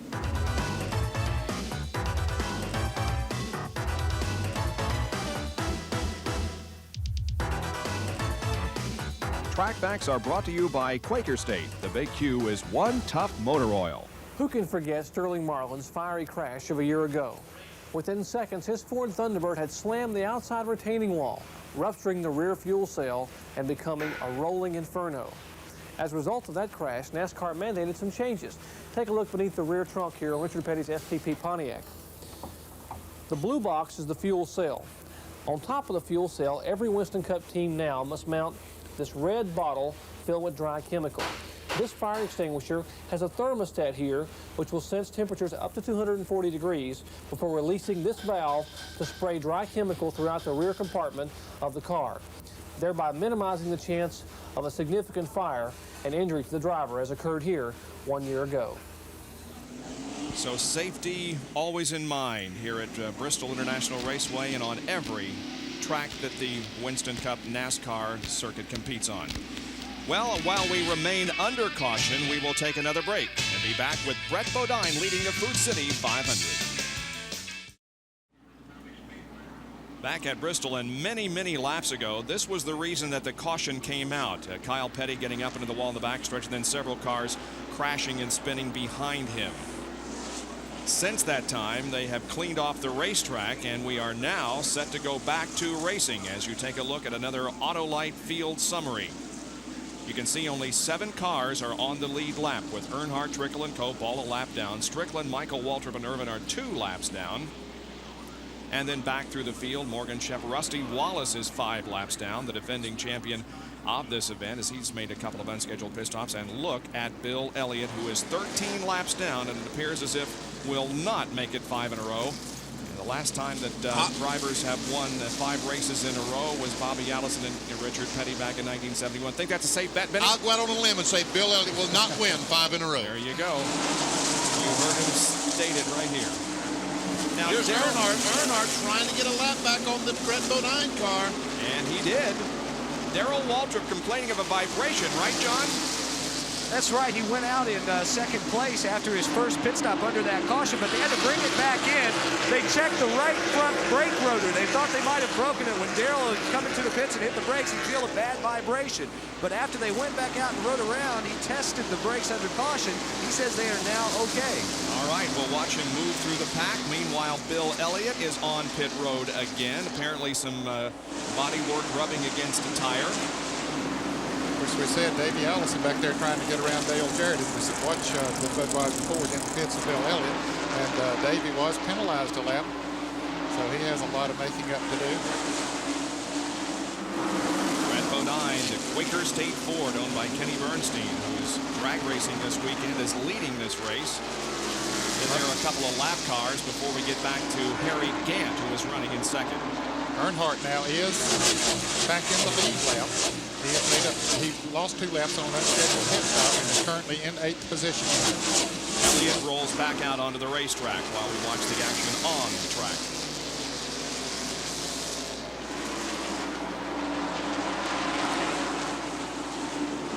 Brett Bodine, the leader, is surrounded by cars laps down, so Looking for his second Winston Cup race. He won at North Wilkesboro a couple of years ago.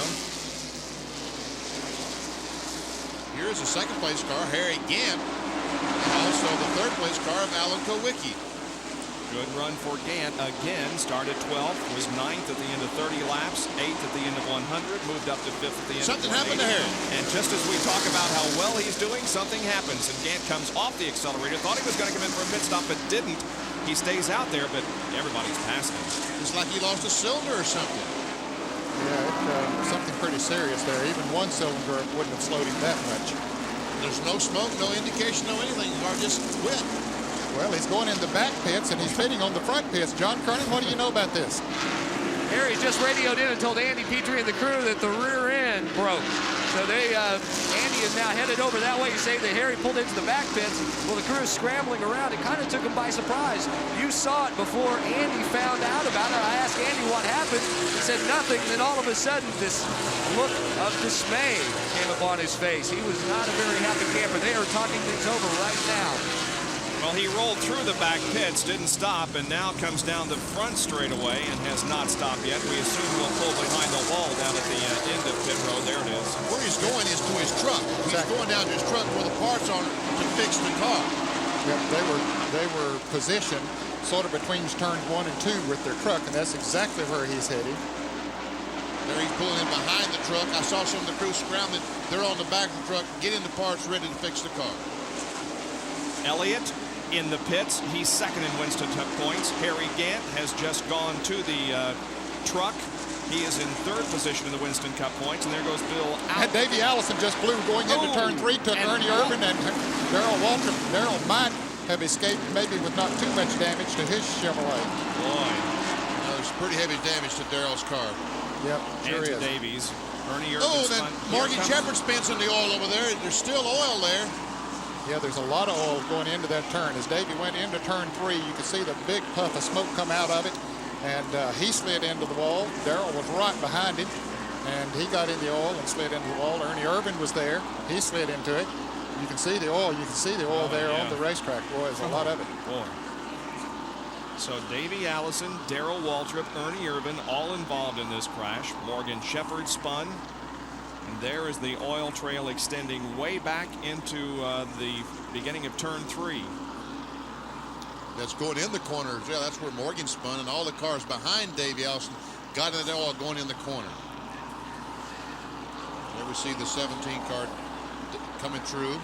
The 4 car going around with some damage to the left rear. Kenny Schrader spinning. Yeah, I don't think he hit anything. Meanwhile, the wreck looks like it's over, right?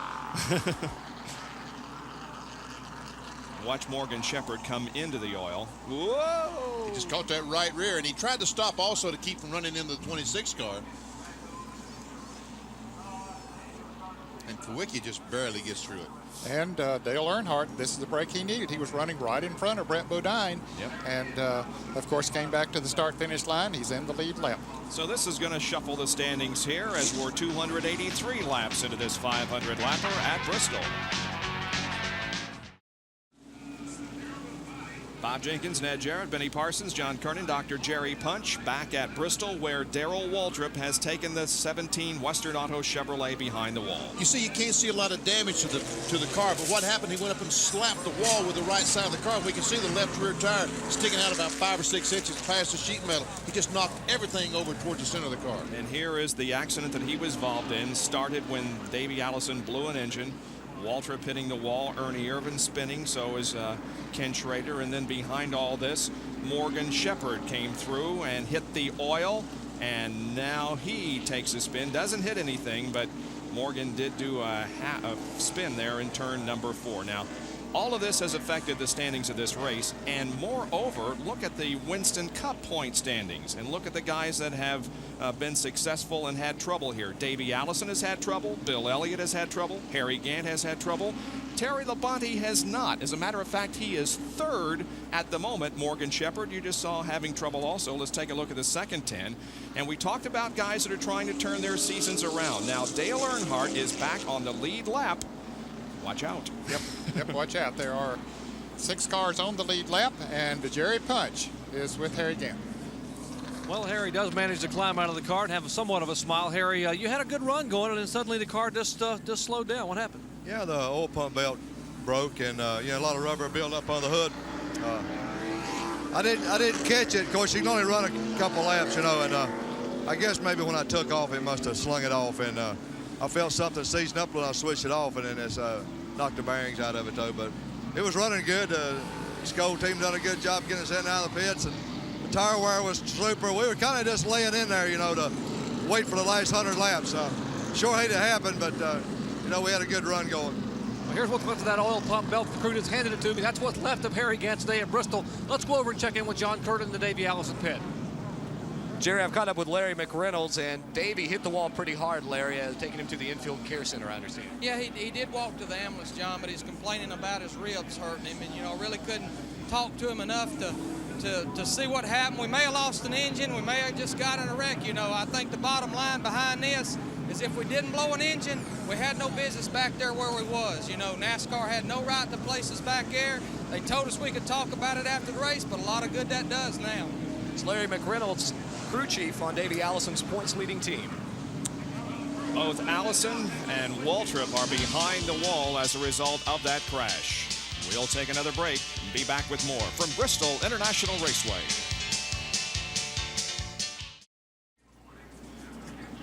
Well, I hope you're ready for the opening of the Major League Baseball season. A triple header tomorrow here on ESPN. Here are the top 10 now at the end of 289 laps. It's Brett Bodine, Kowicki, Labonte, Jarrett, and Schrader in the top 5. And then 6 through 10, Dale Earnhardt back on the lead lap, Trickle, Ricky Rudd, Hut Strickland, and Derek Cope. Now, right after our coverage of this event, more racing. This one of a little bit slower nature, but nevertheless no less exciting. The Defender and Challenger semifinals from San Diego coming up at 3:30 Eastern Time here on ESPN. And at midnight tonight, the Grand Prix of Brazil. Now, if you listened to Speed Week last night, and by the way, we're back at 7:30 on Saturday nights now, you'll know that Mansell is on the pole, but the McLarens have qualified their brand new cars and may be a threat to ending Nigel Mansell's winning streak. That's at midnight tonight. John Kernan is with Darrell Waltrip. Bob Darrell sitting in his car, work continuing. As you said, the rear end had been pushed over. Darrell, caught up in something not of your doing. Things happen really quick here, don't they?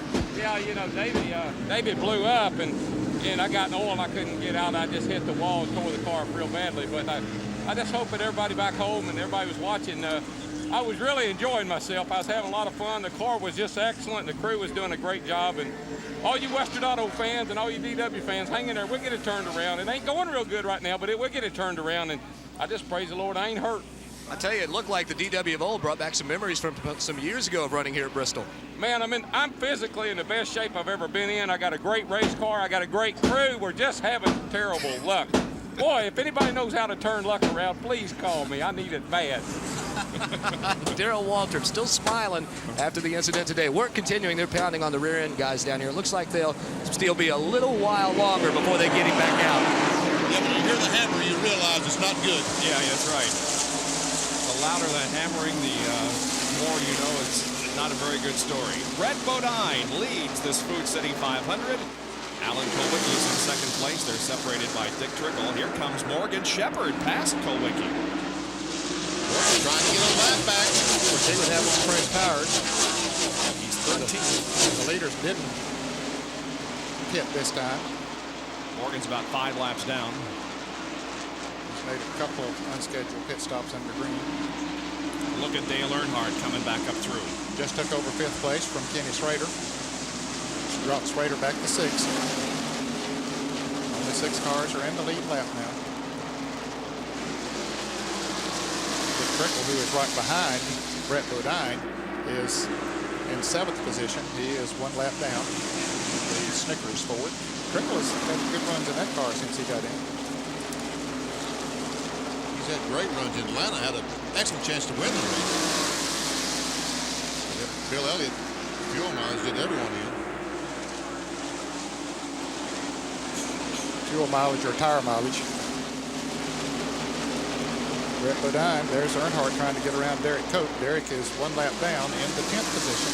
Brett Bodine is pulling away from the others. Kulwicki is 2nd, then Terry Labonte running in 3rd spot, and Dale Jarrett is in 4th. I'll tell you what, we mentioned the teams and the drivers that have had trouble, but not so Terry Labonte. Again, the Billy Hagan team is really on this year. They come into this race 4th in the point standings. They have finished in the top 10 every single race this year. Terry's a good heady driver. He's a good race driver and a good smart race driver as well. Keeps his car under control at most times and is a good finisher. And he also is very high on the crew that he has. He made some personnel changes during the winter. Pete Wright's back over there now. And Pete and Terry worked together earlier. And of course, they got Sunoco sponsorship locked in there that's been real good for them. So they just got a lot of things going. Running, he's running Oldsmobile here today. And he ran a Chevrolet at Daytona. Says he's going to run a Ford at Talladega. He said, sort of tongue-in-cheek the other day. He said, about time we get that Ford built, said they'll change the rules and slow them down. He sort of laughed and said, we'll still have them covered because we got a Chevrolet and an Oldsmobile. Right now, Dale Jarrett is all over Labonte, with Dale running 4th, and he's had a good race. Here's Labonte after 5 races in 1992. He is 4th. Compare that to last year after 5 races. Boy, a tremendous increase for Terry Labonte.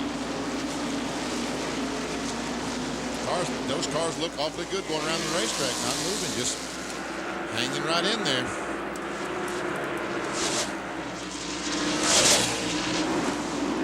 Cars seem to be running a little bit higher on the racetrack than earlier in the race, Ned. Yes, they have moved up just a little bit as Jarrett tried to get a nose under Labonte coming off of turn 2, but couldn't quite do it.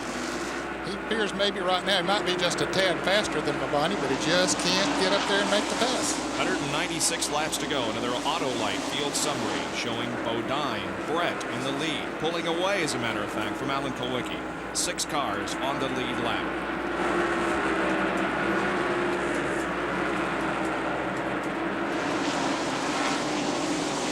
Rusty Wallace, 5 laps down in 14th. He's made some unscheduled pit stop. There, Jarrett got the run he needed off of turn 2. He goes to 3rd. And Labonte backs off, lets him go. Well, that's one of the things that's helped him, Benny. He realized that Dale might be a little bit faster right now. Labonte slipped a little bit, let him get under there. And so he's not going to take any chances of tearing his race car up. There's Earnhardt catching both of them. Yep. Gary Gann is out of race, so is Dave Marcus and Sterling Marlin out very early with a crash involving himself and Richard Petty. Let's go to Jerry Punch with an update on Davey Allison. Gentlemen, Davey Allison still is behind me inside the infield care center, lying on a table. He's been examined by the doctors. I've been in there and I talked with him. He's awake and alert, complaining primarily of some pain in his right ribs. Apparently, he blew the engine going down the backstretch and hit the wall a ton. He said he don't think he's ever hit that hard in his life.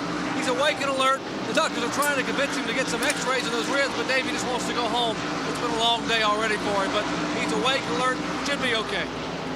Current Winston Cup points leader being treated for some injuries in the infield care center. Dale Earnhardt has now passed Terry Labonte. Earnhardt is 4th.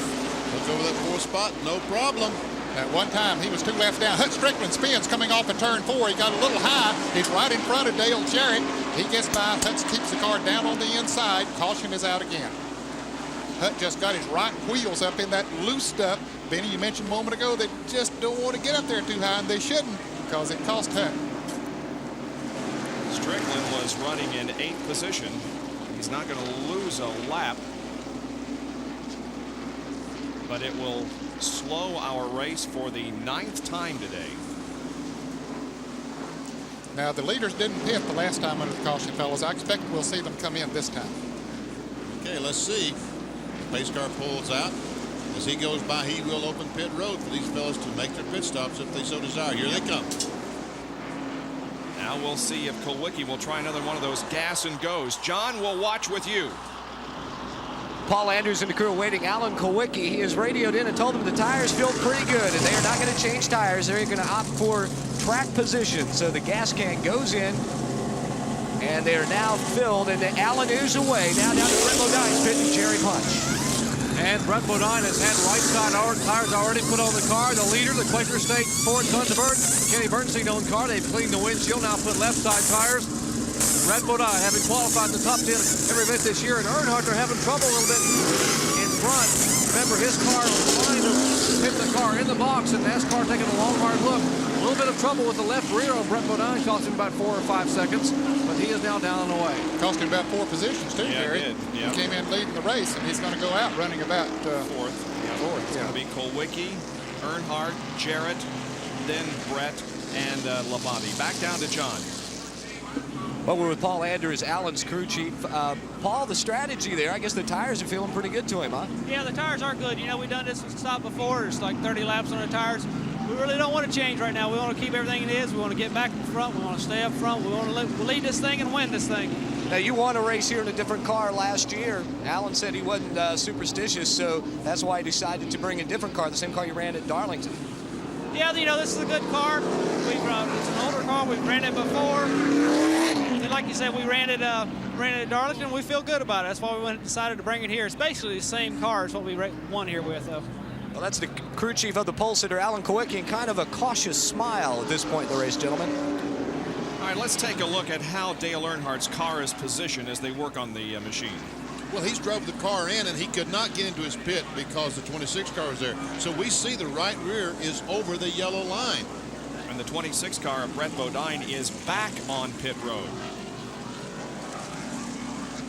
I guess the right front is in properly, Right. and we understand from NASCAR that that is the key, that the right front is in the pits where it needs to go. And here is Hut Strickland's spin from our speed shot. See, it just gets very high, Bob. He got the right wheels up there in, we'll say, the loose stuff, and it just broke loose with him. No one around him. No, he was really running good and just spins around, doesn't hit anything. Brett Bodine in again, and they're changing all 4 tires on that car again. We're set to go back to green in a few more laps.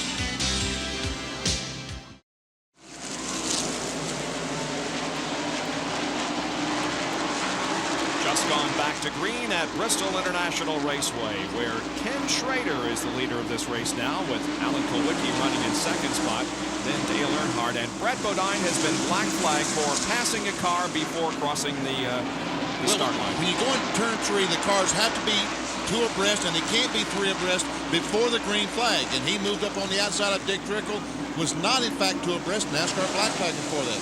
And he just lost. There he is. You can see him going to the high side, passing Dick Trickle before the green comes out in turn 4. He almost got into the wall.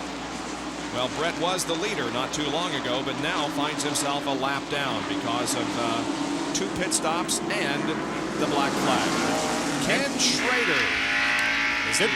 Didn't make a pit stop, Bob, on this caution. He was running about 5th, I think, or 6th, and came in. And, did not come in, so he stayed out there. Apparently felt good with the tires he has on. It looks like they're working okay for him. Watching the leader from the roof cam on Mark Martin's car. John, why didn't Schrader come in for a pit stop that time? Bob, I just talked to Richard Broom, the crew chief. He says, hey, we only had about 30, 35 laps on that set of tires. We've been getting good tire wear all day long. Car felt good to Kenny. They figure that there's going to be another caution before they run out of gas. So they decided to stay out there, pick up a little TV time maybe as they lead this race. Now let's go down pit road to Jerry Punch. John, let's update you a little bit on our current Winston Cup point leader, Davey Allison. Davey thought he had blown an engine because that's what he knew. The car suddenly just got awfully slippery. Oil came out and he hit the wall. But in actuality, what happened, they broke an oil fitting. So the crew, now the Haviland crew, are trying to get the car repaired. They're not sure if Davey's going to be able to go because of that rib injury we talked about just a minute ago. So they may look for a backup driver. You know, Davey started the car, so they still get the points and get the car back in the race and maybe hang on or at least stay in the top 2 or 3 in the Winston Cup point standing. Anything to hold on to those point standings and to gain as many as you possibly can. So we'll look for that 28 car to possibly return to the race with a relief driver in the next few minutes. Looking out the back of Morgan Shepherd's car, who just passed Kenny Schrader, the leader. The white car is Schrader. He's the leader. Alan Kulwicki right on his bumper now. Now, way out in front of this 25 car is Ricky Rudd. He has gotten back in the lead lap. He is the 6th place car now. There were only 5 cars in the lead lap, but now Ricky Rudd has gotten back in the lead lap. Schrader not running as fast as some of the leaders before. You can see Alan Kulwicki really working on him. The 6 cars that are in the lead lap: Schrader, Kulwicki, Earnhardt, Jarrett, Labonte, and now Rudd. Big Mask coming back in after spending a lot of time in the pits in the Skoll Classic car. So Morgan Shepard passed Ricky Rudd. He mentioned just a moment ago. Rudd is back in the lead lap. And Alan Kulwicki is right there on the rear bumper of the 25 car of Ken Schrader. And remember, Kulwicki did not change tires this time. Once again, using the gas and go method. And of course, Ken Schrader didn't change cars, so they didn't make a pit stop. Now, might be smart on Schrader's part. In fact, he is picking up some TV time, and he got the 5 bonus points for leading. And every one of them's going to have to make another pit stop, guys. They can't go the rest of the way, so I guess they figured that out. So why not run up here while we got to stop again anyway for gas? 169 laps to go. And Schrader keeping that car right on the bottom of the racetrack, not slipping up. Kulwicki goes by. He's probably going to have to do it on the outside unless he can get a good run off the corner and get a position on the inside of Schrader down the straightaway. Here's Earnhardt trying to come on the inside of Hut Strickland. Hut, of course, is running in 7th place. He is 1 lap down. There, Kulwicki's on the inside of Schrader. Got position. Can he maintain? Into turn number 3. Yeah, he does, yeah. Alan Kulwicki goes back into the lead again. He was our pole sitter, and if he should win this race, he'll pick up the Unocal bonus money worth $22,800.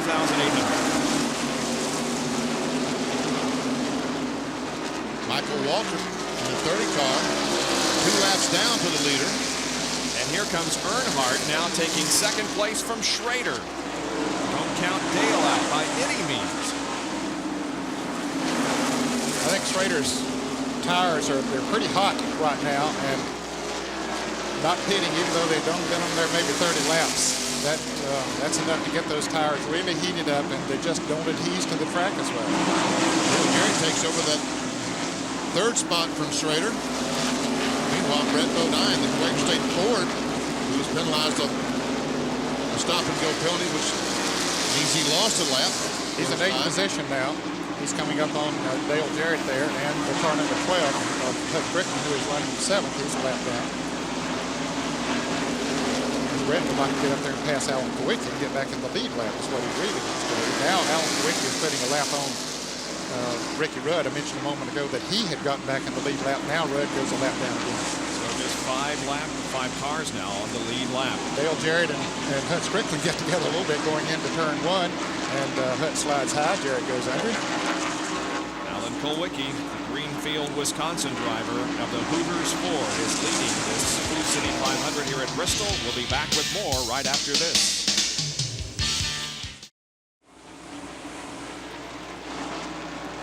.345 out of 500 laps in the Food City 500 completed here at Bristol. The leader of the race is Alan Kulwicki. Car number 7, the Hooters Ford.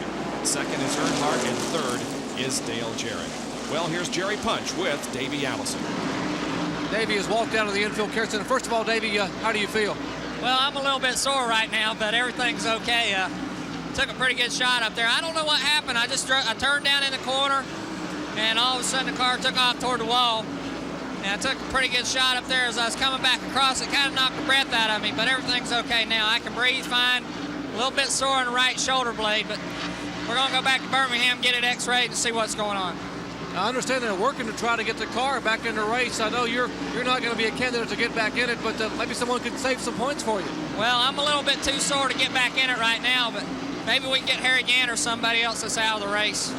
If Harry Gant's out of the race, I think he was, but I don't know.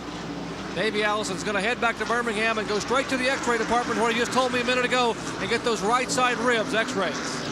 Wouldn't that be something if Harry Gant got in Davey Allison's car to get him some points? Yeah, because right. he pull away from him. To pull away from him. Our Western Auto Race recap. Alan Kulwicki led 161 of the first 340 laps, 9 cautions, total of 71 laps, 5 cars on the lead lap. We've had 6 leaders and 9 lead changes at an average speed of 79.5 miles an hour.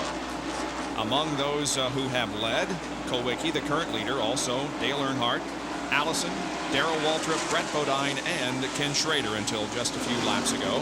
And cars that are officially out of the race include Marcus, Sterling Marlin involved in an early crash, Harry Gant, and as you just heard, Davey Allison. The Western Auto Mechanic of the Year standings finds Tim Brewer from Bill Elliott's team on top, followed by Larry McReynolds, Andy Petrie, Steve Meal, and Kirk Shelmerdine from Dale Earnhardt's crew. You know, if Brewer wasn't leading, that would have to have a recount. I mean, 4 in a row. But it's going to end. Bill Elliott isn't going to win today, having had all kinds of problems. They're looking at the number 10 car, Derek Cope, for maybe dragging something, maybe a tailpipe or something. Don't see anything. Don't see it right now. He's running in 10th position, 1 lap down. He's had a pretty good day. 31st position is where he started from, so Derek is indeed having a good day. And of course, Barry Dotson is the crew chief on that machine now.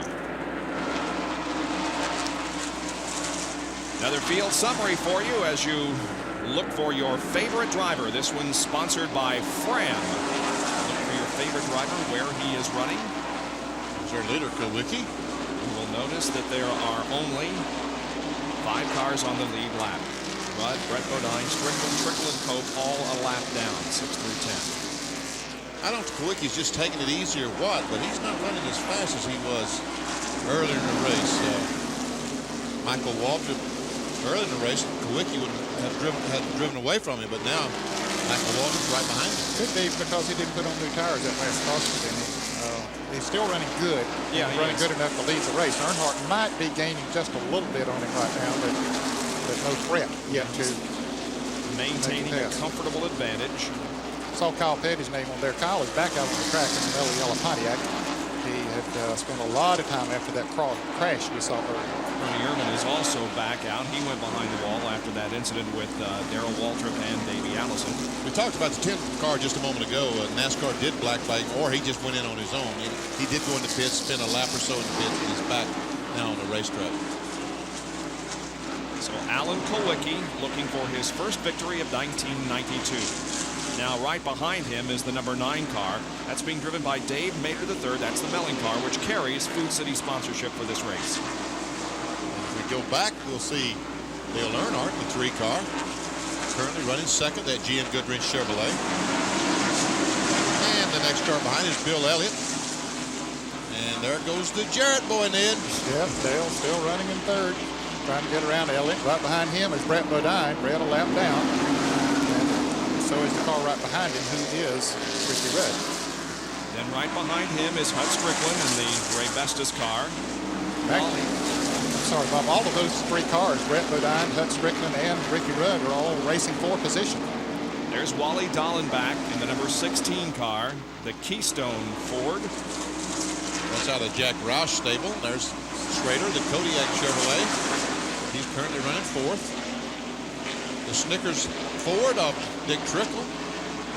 Next car on the racetrack, and right behind him is Terry Labonte in the Sunoco Oldsmobile. He's currently 5th. And Kyle Petty, who was involved in one of the accidents earlier on, is back on the racetrack, trying to get all the points he can. And Mark Martin, who has had a lot of problems today in the Valvoline Ford, as we look at the roof cam, as he goes down the back stretch, no one in front of him, not too close at least. And right behind him is a 66 car. We're looking from inside Chad Little's Croft Arctic automobile. There's Chad, and right behind him, now trying to pass him, is Jeff Bodine in car number 15. Jeff is being shown in 10th position, 2 laps down to the leaders. And there's Derek Cope that I talked about just a moment ago. The pits. Whatever was dragging, they jerked it off from Bobby Hamilton. He was also involved in the crash with Kyle Petty. No, Ricky Rudd was in that wreck with Bobby Hamilton. The Country Time Lemonade car. And the Country Time in-car camera also. They took the lemon off of that car this week. Oh, they used to have a lemon on the hood of the car. Yeah, they took that off. They said they had a little bad sophomore luck, jinx. Rookie of the year last year, and boy, they have had some tough breaks this year. Here's Greg Sachs in the Kellogg's car, number 41. Maureen Shepard, the Sitco Ford. We also have an in-car as he drives up underneath Greg Sachs, tries to get by, can't make it. He's 12th. And then Ted Musgrave, there goes Morgan on the inside. Ted Musgrave, the white Jasper engine Pontiac. The next car. A little bit of damage on the front end of that car, on the right front. We've already talked about the 66 car of Chad Little. And lo and behold, that makes us back around to the leader again. Alan Kulwicki. We talked about, I believe we talked about everybody that's still out there on the racetrack. And there comes a 3-car. And the 4 cars in the pits. And so is Michael Waltrip right in front of the 4-car. If we see the 4-car go out, we'll see Michael Waltrip's Pennzoil Pontiac, and they have the hood up on that car. That's not a good sign. I mean, a race car, they can be in the pits, but when the hood goes up, it's a bad sign. Here's somebody we didn't talk about when we were doing our pan backs. That's Richard Petty, of course. Car number 43, who was involved in a very early crash with Sterling Marlin. Overheating, apparently, the problem on Michael Waltrip's car. A lot of steam coming from the radiator of that machine. And there's the other one that we did not talk about, but we will now. That's Brad Teague driving the Jimmy Means car number 52. He is still out there on the racetrack and is shown in 22nd position. Brad Teague, car number 52. A little more than 100 laps to go in the Food City 500.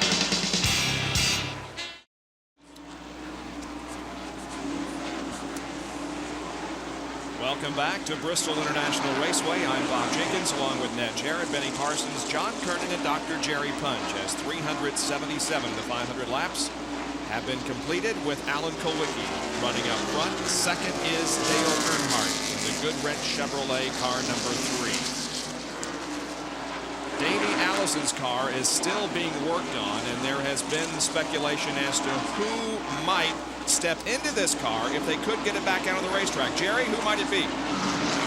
Well, they've been looking around. You know, they thought about, Davey mentioned Harry Gant, but you know, the General Motors Ford situation, I don't think that would really work that well.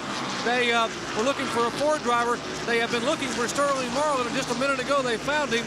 Sterling is willing to help out, but you got to make sure that it's okay with Junior Johnson, because if Sterling helps Davey, Davey would probably maintain that point lead. And the fellow who's running second in the points right now is Bill Elliott, of course, who drives for Sterling's boss, Junior Johnson. So they're going to clear it with Junior before he gets in the car and goes back out. Well, there's a lot to think about, isn't there, when you're looking for a release? There is it used to be real simple. You know, I got to tell you, we talked about the pit stop. We saw Earnhardt with his right rear sticking over the yellow line a little bit ago. Les Richter drew me a map a little bit ago, and held it up to the window. He said it's okay if the driver goes in on that angle. The problem is he can't have both tires over that yellow line. You can't try to drive the car back out and have both right side tires over that yellow line. And that's what he's saying that Davey Allison did on the 28 car, that he had both tires over that yellow line. All right. And Kulwicki is slowing. I mean, this 9 car, he passed him about 15 laps ago. That's Dave Mater in the Food City car. And he just can't get away from it. And Earnhardt is closing in. Dale is now within about a half a straightaway, or 3 seconds of Alan Kulwicki. Even less than that now as Earnhardt continues to close in. Now, Kulwicki has about 71, 72 laps on those tires that he has on. Now, Earnhardt, meanwhile, only has, well, that's how many laps Earnhardt has on his. Kulwicki didn't change tires the last time he came in. So he has a lot more laps than that. Let's check the interval between the two. Kulwicki in the lead and Earnhardt in second. Start and stop. Just a little over a second now. 1.1. And Allen has radioed his crew that the car is loose. We'll do it again. And this time Kulwicki's going to be caught in some heavy traffic, so Earnhardt is going to close up. He's going to probably gain a half second on this lap. Let's see. Boom, boom. 0.2 of a second. Kulwicki's got 100 laps on these tires. They're getting worn. The car's starting to slip. Yep, Earnhardt only has about 72 or 73 on his. Checking the interval once again. Just about a second. It was 1.1, then it was 0.9. Now it's back to 1 second. So the interval is being maintained for the most part by Alan Kulwicki, but a lot has to do with traffic out there on the racetrack. The traffic can make a lot of difference in your lap speed. You have to back off for just a fraction of a second, or it can cost you a fraction of a second. 112 laps to go. Alan Kowicki maintains the lead of the Food City 500. We'll be back with more in just a moment.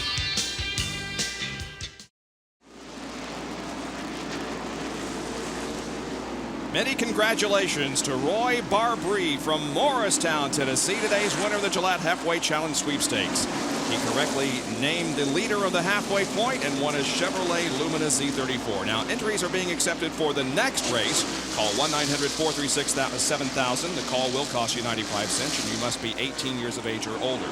Or you can send your name and telephone number to the Gillette Halfway Challenge, Post Office Box 1868, South Hackensack, New Jersey, zip code 07606. And I'll bet the 30,000 residents or so of Morristown, Tennessee, which is located about 75 miles west of here, are dialing up Roy right now and saying congratulations. I would guess about 5,000 are here this afternoon watching this race in person.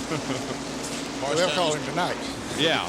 Roy is glad that he stayed home, entered the contest, and knew who was leading at the halfway point, because a Chevrolet Lumina Z34 will be on his doorstep before too long. Now, another field summary for you as we keep you up to date at least every 15 minutes on who's running where. This is within the last lap.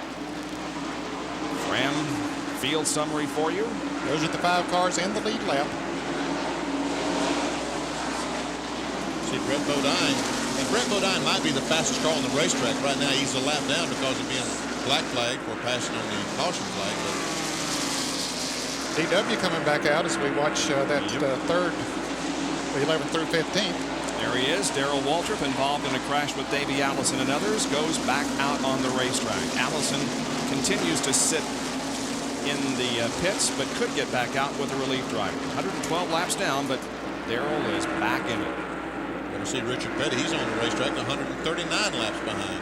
These cars have called it a day.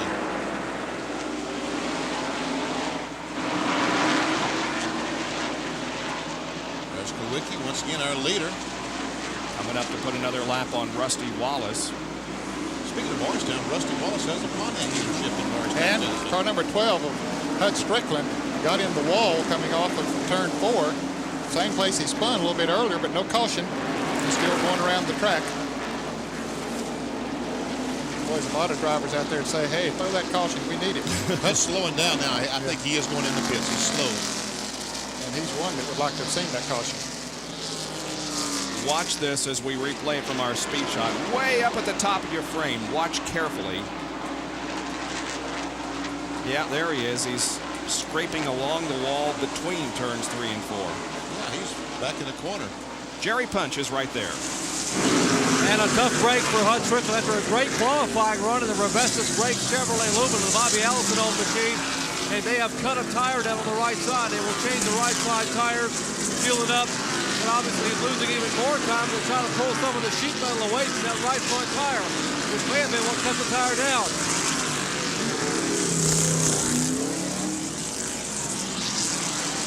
So Hutt moving back out with less than 100 laps to go now, 96. Make that 95 as Allen crosses the stripe. By the way, since you guys haven't mentioned it, congratulations to the Duke Blue Devils, who beat my Hoosiers last night, but that's where it goes. Your Hoosiers put up a good battle. Yeah, they did. They sure did. It's a good game. Let's see, there's an interval. Well, the clock didn't work that time, but it looks like that Kowicki might be gaining a little bit. Let's see if he can get by Bodine. He has a position on Jeff now. Yeah, he's pulled away from Earnhardt a little bit. Earnhardt closed in, but I think he's pulled away. We'll see on this clock when we come by this time. Well, maybe we won't. That time we didn't see the clock. 1.3. You didn't see it, but it was 1.3. So it is just a little bit more than it was. The producer said he saw it, but I don't know if I would believe it. He's the one that counts, though. Oh, there we go. Now watch. Boom. Boom. 1.3. Very nice. I guess he told us the truth after all. So he's opened it up a little bit. What was 9/10 just a moment ago? So he's gained almost a half second in the last 10 laps or so. We'll do it again. Yep. So he's maintaining. He stayed about the same. But Earnhardt has that traffic that Kowicki has been able to get by. Jeff Bodine, Rusty Wallace, there you go. Now Earnhardt, is going to have to go by that traffic, and he probably will lose about a half second as he does that.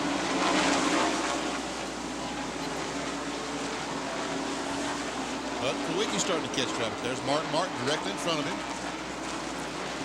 Mark has not had a good day. He's 16th, about 9 laps down. Kyle Petty, Wally Dallenbach. Things are pretty much in a routine right now as nobody is making great movement either way. Alan Kulwicki is maintaining the lead by about 1.3 seconds over Dale Earnhardt, and he maintains an advantage over third place Dale Jarrett. We'll take a break and be back in just a moment.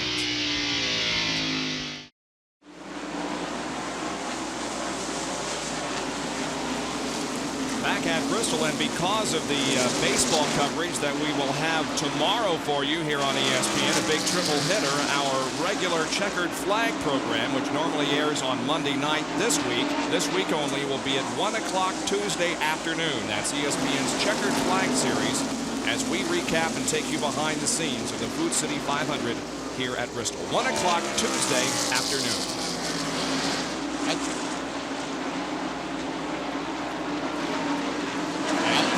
We see him there. Also, Dale Earnhardt. It's going to get very interesting when these pit stops start, Ned, don't you think? Yes, it will. Are they going to change 2 tires, 4 tires? What are they going to do? Yeah, it'll be a guessing game. I think Kulwicki might have to change 4 because he has 30 laps more on his tires than does Earnhardt. And it's just like the deal in Atlanta. But if Kulwicki stops, Earnhardt doesn't, the caution flag comes out, then Kulwicki, who's dominated the race, is a lap down, maybe 2 laps down. Yeah. We mentioned earlier that Harry Gant won yesterday's Busch Grand National race here that we were unable to televise because of bad weather. It rained all afternoon and didn't get finished till about 7 o'clock last night. You can see that race in its entirety this coming Wednesday at 3:30 a.m. Eastern Time. So set your tape recorders for the Budweiser 250 here at Bristol that was run yesterday. Now, also we'd like to remind you about the Formula One race coming up at midnight, Speed Week next Saturday night at 7:30, and Saturday Night Thunder, which was on at 12:30 a.m. last night, will be on its regular time of 9 o'clock next Saturday night. Right now, we're just seeing these cars driving around the racetrack, Kulwicki and Earnhardt. But I'm telling you guys, on the way, there's got to be some decisions made here pretty soon. Yep. Let's go to John Kernan, who is in Kulwicki's pit. Paul Andrews and the crew are planning on pitting in about 21 laps. Now, they won't let off if they're just going to go right sides or if they will just go a 4-tire change. If they opt to go right sides for a quicker stop, that means they would have 217 laps on the left. They have been seeing good tire wear, but that may be pushing it just a bit. Another thing, these guys know the importance of going up against the Top Gun crew of Dale Earnhardt, the former world champion pit crew. They've been down here loosening up, getting ready for probably the most important pit stop of their career. Ricky Rudd coming into the pits now. Rudd, the first to come in of those running in the top 10. He is 7th, a lap down. They begin work on the right side of the Tide Chevrolet. The 26 cars hit the wall up in the 3rd corner. His right front tire went flat as he went in the corner. No caution. No caution flag, though. Other cars trying to get stopped. Scramble to get by him, but they did. Brett is nursing the car down the backstretch as Ricky Rudd pulls out of the pits after having made his what appears to be final pit stop. There's Brett. He brings the Quaker State Ford in. And Jerry Punch will call this pit stop. And what was a good day has turned into a pretty dismal afternoon for Brett Bodine as he brings the battered Quaker State Ford Thunderbird in. They will change tires. Some depression in the grill in the front. The grill has been cracked a little bit. The crew, Donnie Richardson and the rest of the crew will change all 4 tires on the Kenny Bernstein-owned machine, losing valuable time here under the green flag with a little over 60 or making 69 laps to go here. This event, Brett Bodine getting 4 tires. They're pulling sheet metal away from the right front, and he will be down and away. Whoop, they have trouble now with the right rear. More time being lost. They couldn't get the tire to go back on. The air wrench would work. Now they get the air wrench working. The tires are on away. The 7th car is really struggling. Our leader, Alan Kulwicki, is struggling. Rusty Wallace has passed him. Now Derek Cope has passed him. Meanwhile, here comes Richard Petty with his rolling wreck.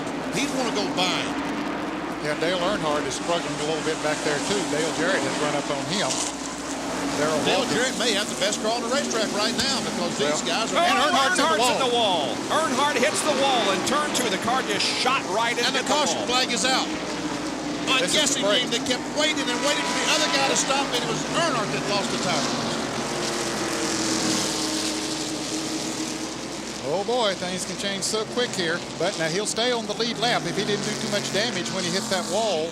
We'll see. And you can see there is some damage to the right front. Now, it depends on whether it knocked the thing out of line. Here it is as he comes off of turn 2, starts off of turn 2. The car just goes up into the wall. I would be surprised he can drive that car very well. That looked like a pretty good lick to me. Here comes Kulwicki, Jarrett, Schrader in the pits, and John Kernan is there. It will be a 4-tire change now for Alan Kulwicki. He's over the line. He's over the line. He has to back up right there. That would have been a severe penalty. Now that he's taken the time to back it up, NASCAR says that's okay. Go about your work. It will be a 4-tire change. They are not having to do it as Dale Earnhardt comes down pit road into his pit for service. Kulwicki has right side tires on. That delayed him just a little bit. It may give a break to Dale Jarrett, who is off the jack and headed down pit road.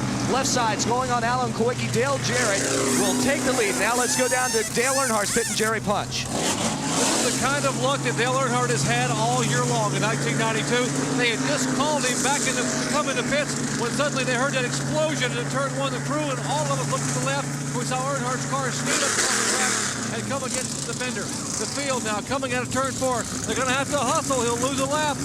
Kurt Shelberdine trying to get that fender knocked away. And the NASCAR officials standing there, they have the go sign, nope, now the stop sign. So Dale Earnhardt will go 1 lap down, but he has already made up 2 laps today, and he will lose now another one in the pit by virtue of that damage to the right front.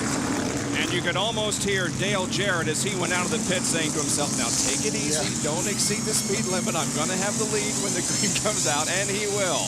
And we're just a few more laps from the resumption of this race. Dale Jarrett will be the leader.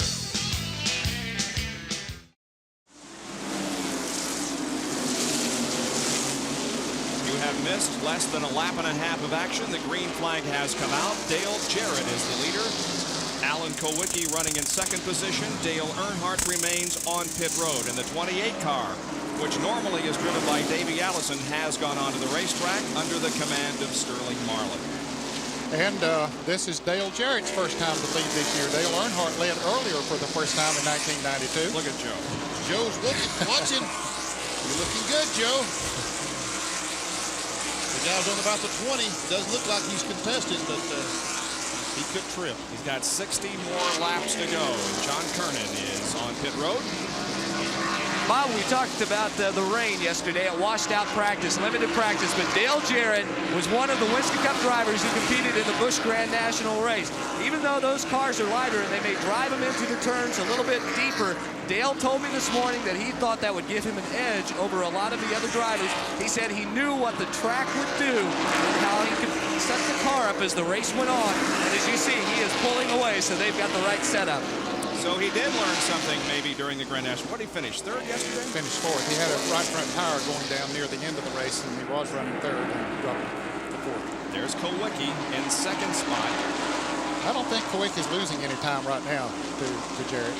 I don't think he's losing any, but he's not gaining. Doesn't look like he might be gaining that much either. Just 4 cars are in the lead lap now. You are just joining us here at the top of the hour. Stay with us. We'll take a look at some action that occurred a lap ago, and the 8 and the 6 cars came together. That's, oh yeah, some rubbing there between Dick Trickle and Mark Martin. Trickle is running in 8th place. I mean, in 5th place now in the 8 car. He and Terry Labonte both having good days. We'll have another field summary for you. Again, if you're just joining us at the top of the hour, 3 o'clock Eastern time, we're glad you could join us. Watch for your favorite driver here as 4 cars are now on the lead lap. We've only got a little more than 50 laps to go, and it's anybody's race, at least those on the lead lap. Well, I tell you, Bob, it's not often that we see cars in the top 10 that are 3 or 4 laps down, but with all the things that's happened here today, it's not really that surprising. Alan Kulwicki now beginning to close in a little bit on Dale Jarrett. Some of our spotters tell us that Terry Labonte has caught 2 caution flags today with flat tires. The tires were flat when he went into pits and changed the tires. And he's going to gain some in Winston Cup points because Allison, Elliott, and Gant all have had bad days, and Terry has once again had a very good day.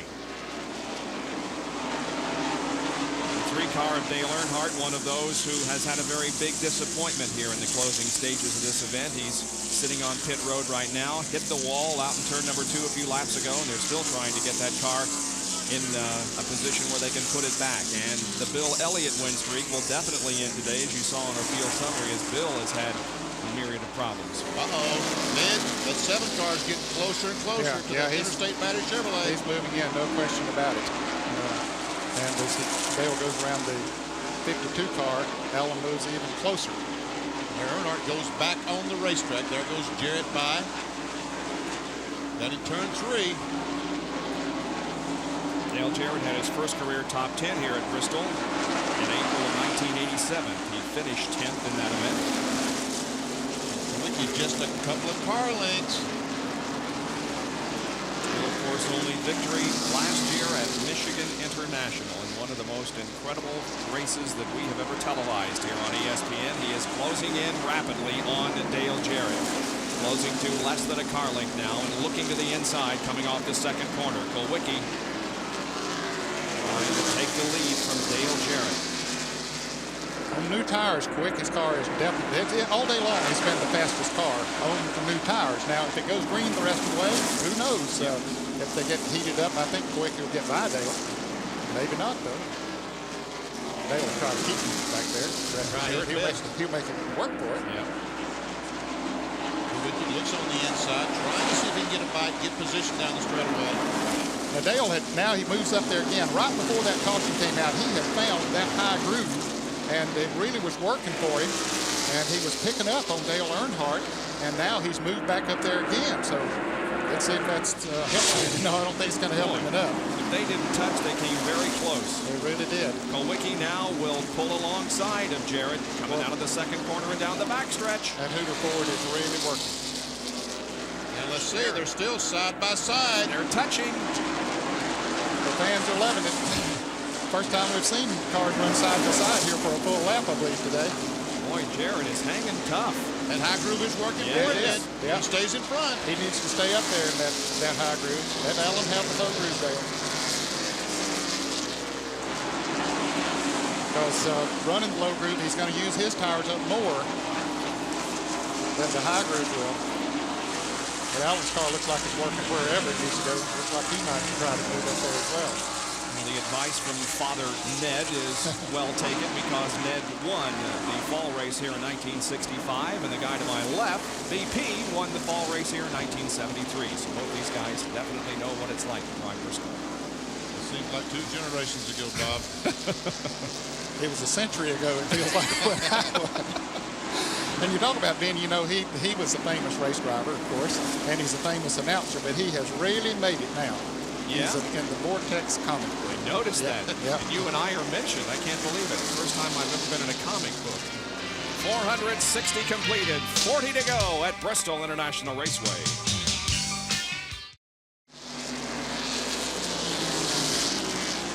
Dale Jarrett continues to lead in the Food City 500 at Bristol with 35 laps to go and a Big A Auto Parts on-track interval showing you how Kulwicki cut down the interval between himself and Jarrett on laps 447 through 451. It was 0.8 seconds, and then it was reduced to 0.3 of a second, and now it is about a car length and a half. Although I'll tell you, Dale has held off the advances well, and now appears to be pulling away just a little bit. Well, that outside groove is working for him, Bob. I'm sure his spotter told him, say, hey, get back up there. You knew how well you were running before the caution came out with old tires on, so get back up there. It'll save your tires up there. Allen has gotten under him a couple of times, but just couldn't make it stick down on the inside.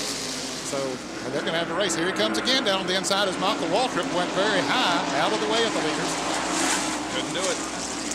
We talked about several drivers who needed to change their seasons around. At the very opening of the broadcast, Jerry Punch mentioned about Dale Earnhardt and Dale Jarrett, and Dale may be turning his season around here. He continues to hold off Kulwicki. If he gets a top 5 finish, Bob, he'll turn his season around because he hasn't had one. He hasn't had a top 10 so far this year. And Jerry, let's get a call to Junior Johnson, who's allowed Sterling Marlin to replace Davey Allison in that 28 car.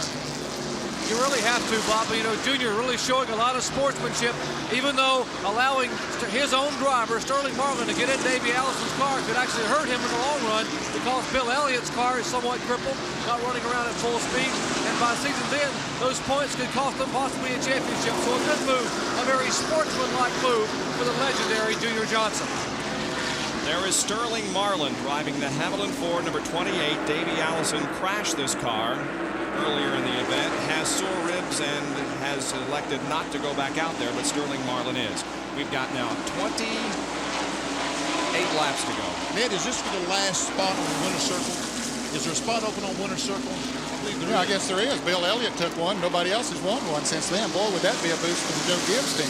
That's an appearance money of about, what, $6,000 to $7,000 per race for the remainder of the year for which of these cars can win the race if either of them should win. That's right. Either Kowicki or Jarrett would get on the winner's circle. A lot is at stake, and John Kernan is with our Western auto mechanic of the race.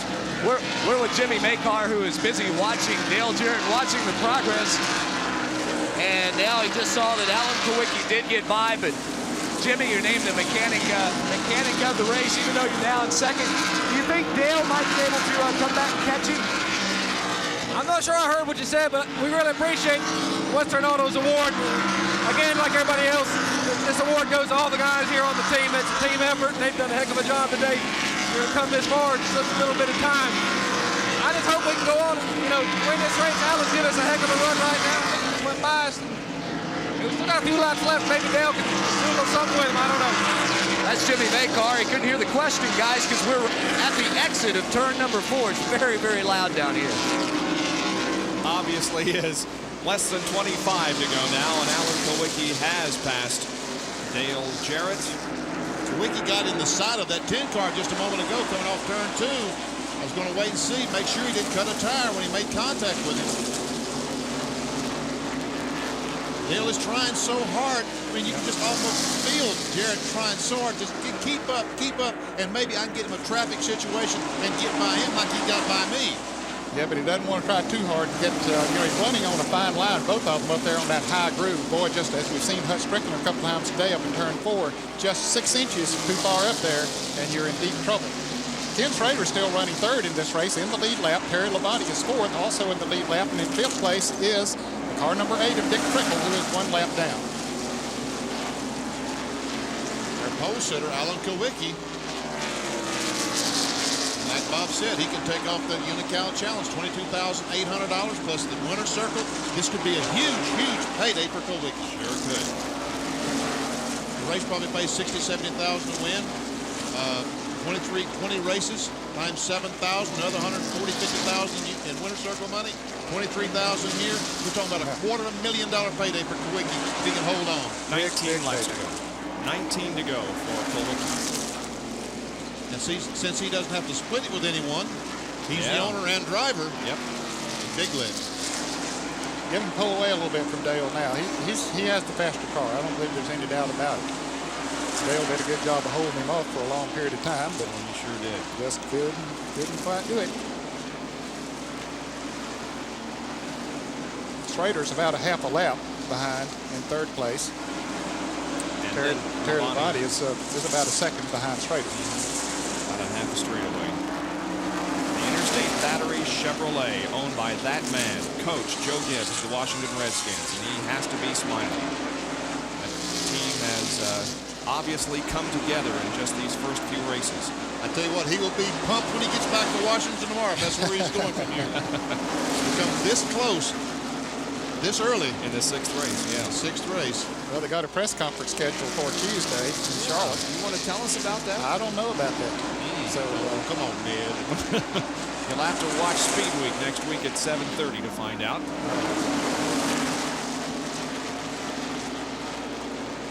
15 laps to go. Kowicki's not pulling away.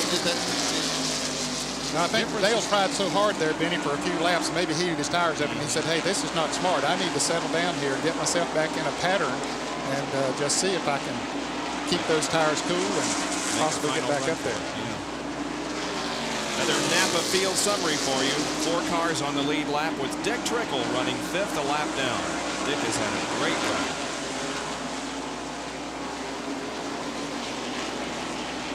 Now there's some heavy traffic directly in front of the Hooters Ford. There he's going by Greg Sachs. Another traffic in front of him. That's the 66 car Chad Lilly below him. Hutch Strickland directly in front of him, the Rebestos Buick. Hutt moves over and lets Allen pass on the high side. Yeah, every one of them moved down, gave them plenty of room up there on the high side. As physical this racetrack is, I'm sure all these drivers want this baby to be over. And they've only got 11 laps before that happens.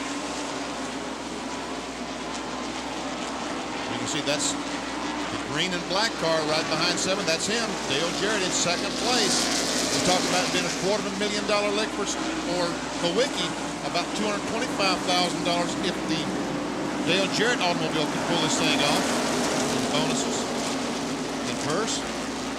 Kowicki has had 3 top 10 finishes this year. He was 4th at Daytona, 2nd at Richmond, and 7th at Atlanta. And looking for Winston Cup win number 4 in 179 Winston Cup starts. Ernie Irvin takes the Kodak Chevy behind the wall again. Yeah, and this is home for this team. Team is based about 25-30 miles down the road. Always want to show good here. They will not be good. 8 laps to go. 8 to go for Alan Kowicki. And he's beginning to open up the margin just a little bit, Bob, as they work that traffic. Not much, but maybe just a car length. There is quite a bit of traffic up ahead for Allen that he's going to have to contend with. A lot of traffic. Yeah, in the next 8 laps. 7 to go. He gets by Mater, but there's Rusty Wallace. And Wallace is going to be going by cars about the time Kowicki gets to him, so let's see. Well, that is a lot of traffic up there. This could be interesting, fans. Don't go away. Oh, Rusty moves over. What a great move by Rusty. He saw Kowicki coming, moved over, let him go. Everybody just pulling down to the inside lane, slowing down, letting the leaders go. Now Rusty, yeah, he saw Jarrett coming, so he pulls down, let him go as well. Now less than 5 circuits remaining on this half-mile racetrack. Well, I tell you, Kowicki's counting every one of them. Because he knows, he's seen today what can happen just any instant. We saw Earnhardt. Seemingly had a good run going, was going to challenge the 7 car. Right front tire went down, into the wall. Brad Bodine had a good run going until he ran into problems. Yep. Here's the 4th place car, Terry Labonte, about to go a lap down. Yep. This might be the break that Jarrett needs. No. On the inside. I wonder if Labonte knew he was there. Dave Mater's run good in that 9 car today. Yeah, he has. Got some laps down, but he has run good. Just 2 laps to go. Yep. Kowicki passes by Dale Earnhardt again, who's running very slowly at the bottom of the track. 2 laps to go. It appears as if Alan Kowicki will win his 4th Winston Cup race here this afternoon. Here comes the white flag. 1 more lap to go for Allen. Greenfield, Wisconsin driver, whose first win came in his 85th start at Phoenix. He was the 1986 Winston Cup Rookie of the Year. He's in turn number 3, now in turn number 4. The Ford win streak continues. Bill Elliott's streak is broken. Alan Kowicki wins the Food City 500. Just 2 races in a row here in Bristol for Kowicki. He won the race at night last August.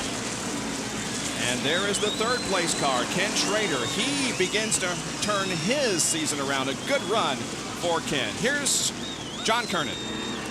Well, we're with Paul Andrews, a very happy Paul Andrews. Tell you, Dale gave him everything he wanted, but Alan cooled his tires there a little bit and then made his move, didn't he?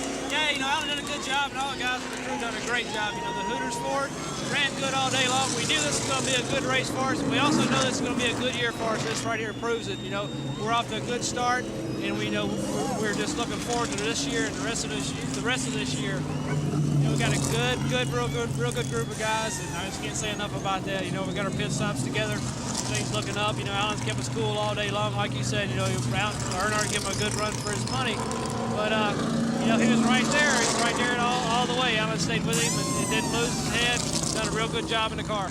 That's Paul Andrews, very happy crew chief who's headed to victory lane. And so is Dr. Jerry Punch. Alan Kowicki has arrived at the gas pumps. We'll be back to talk with the winner of the Food City 500, Alan Kowicki, in a moment.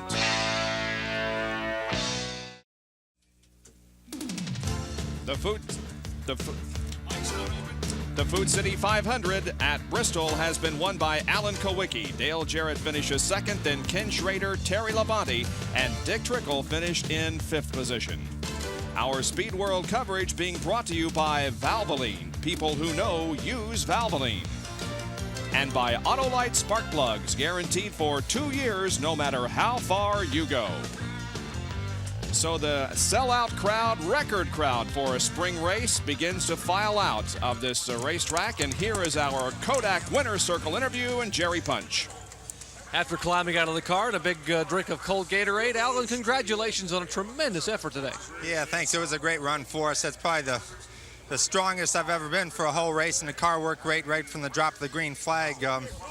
Just as good as it did in qualifying, really. We didn't change very much, and we just had a good run there. I almost messed it up for myself there. We just went over the front line a little bit on the last pit stop and backed up, and Dale Jarrett gave me a good hard run at the end there. I had to work pretty hard to get him, but we pulled off a pretty good move in traffic to get it. And I just want to thank my sponsors, Hooters Restaurants, Naturally Fresh Salad Dressings, Classic Mixes, and Ford Motor Company, and the whole team, Paul Andrews and Danny Glad, and all the guys on the crew in the engine shop, Ron Vaccaro and Randy Clary. And also want to say hi to Jeff Bison, Tony Gibson, a couple of crew members that had to be back with family situations today. I'm sure they're missing being here, but we got a good team, and we're looking forward to the rest of the year, believe me.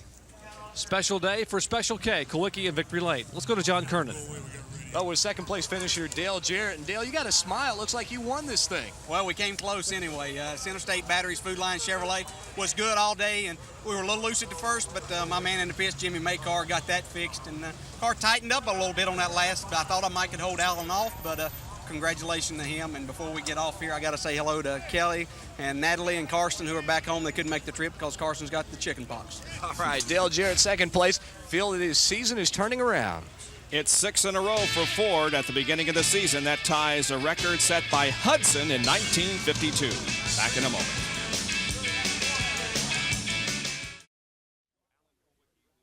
Congratulations to Alan Kowicki, who won today's Food City 500 here at Bristol International Raceway. Now, don't go away. We'll be back with a complete wrap-up of this race. But right now, let's go to Jim Kelly and Gary Jobson in San Diego for a preview of what's coming up next. Thank you very much, guys. We'll be looking forward to your coverage coming up in about 5 minutes. But stay tuned. We're going to have a complete field rundown and how the points stand when we come back to Bristol.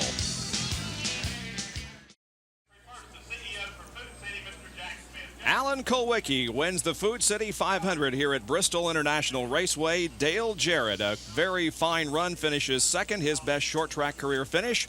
Ken Schrader, a great race in third. Terry Labonte, a consistent fourth. And Dick Trickle ended up a lap down, but in fifth position. Let's take a look now at the entire field rundown of where they placed in this afternoon's event. Of course, Ricky Rudd was sixth. He was one lap down. Morgan Shepherd hung in there even though he had a lot of unscheduled pit stops, finished his seventh. Hut Strickland spun out a couple of times, still finished eighth. Rusty Wallace, a lot of unscheduled pit stops with ninth. And Derek Cope had his problems, still finished 10th. There's Brett Bodine, who had one of the better cars earlier on, penalized by NASCAR, then got to the wall later. Greg Sachs finished 13th, Musgrave.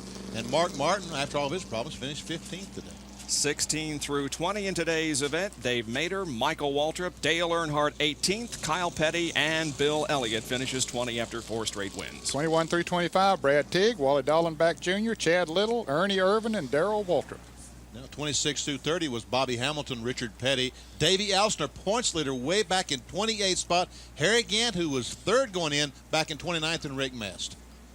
And 31st and 32nd, Dave Marcus. And Sterling Marlin, credit to the last spot. And speaking of the points now, Davey Allison hangs on. Doesn't look like that the points changed very much, at least the top 4. However, they tightened up. Allison still on top, then Elliott. Gant is third, Labonte fourth, and Alan Kowicki moves up from 7th to 5th in the point standing. 6 through 10, Morgan Shepherd. Jeff Bodine now 7th in points. Earnhardt remains in 8th. Dick Trickle remains in 9th. And Mark Martin still hanging in there in 10th position after 6 races in the Winston Cup standings. Then it's Rudd, Musgrave, Schrader, Hut Strickland, Kyle Petty, 15th. The next 5, Rusty Wallace, Michael Waltrip, Derek Cope, Rick Maston, Brett Bodine, the last paying spot in the points. We'll be on from North Wilkesboro next week, and our pre-race show comes on at 12:30, and the green flag will drop on the First Union 400 at 1 o'clock. So don't forget to join us at 12:30 as we have a half-hour pre-race show setting up our green flag coverage of the First Union 400. There's last year's winner, Darrell Waltrip of the First Union 400, ran well today. But today, the man who ran well was Alan Kowicki, who won his 4th Winston Cup event and his first at Bristol International Speedway. Well, thanks to Benny Parsons, Ned Jarrett, John Kernan, and Dr. Jerry Punch, and thank you for joining us from Bristol. We'll see you next week. This is Bob Jenkins. So long, everyone.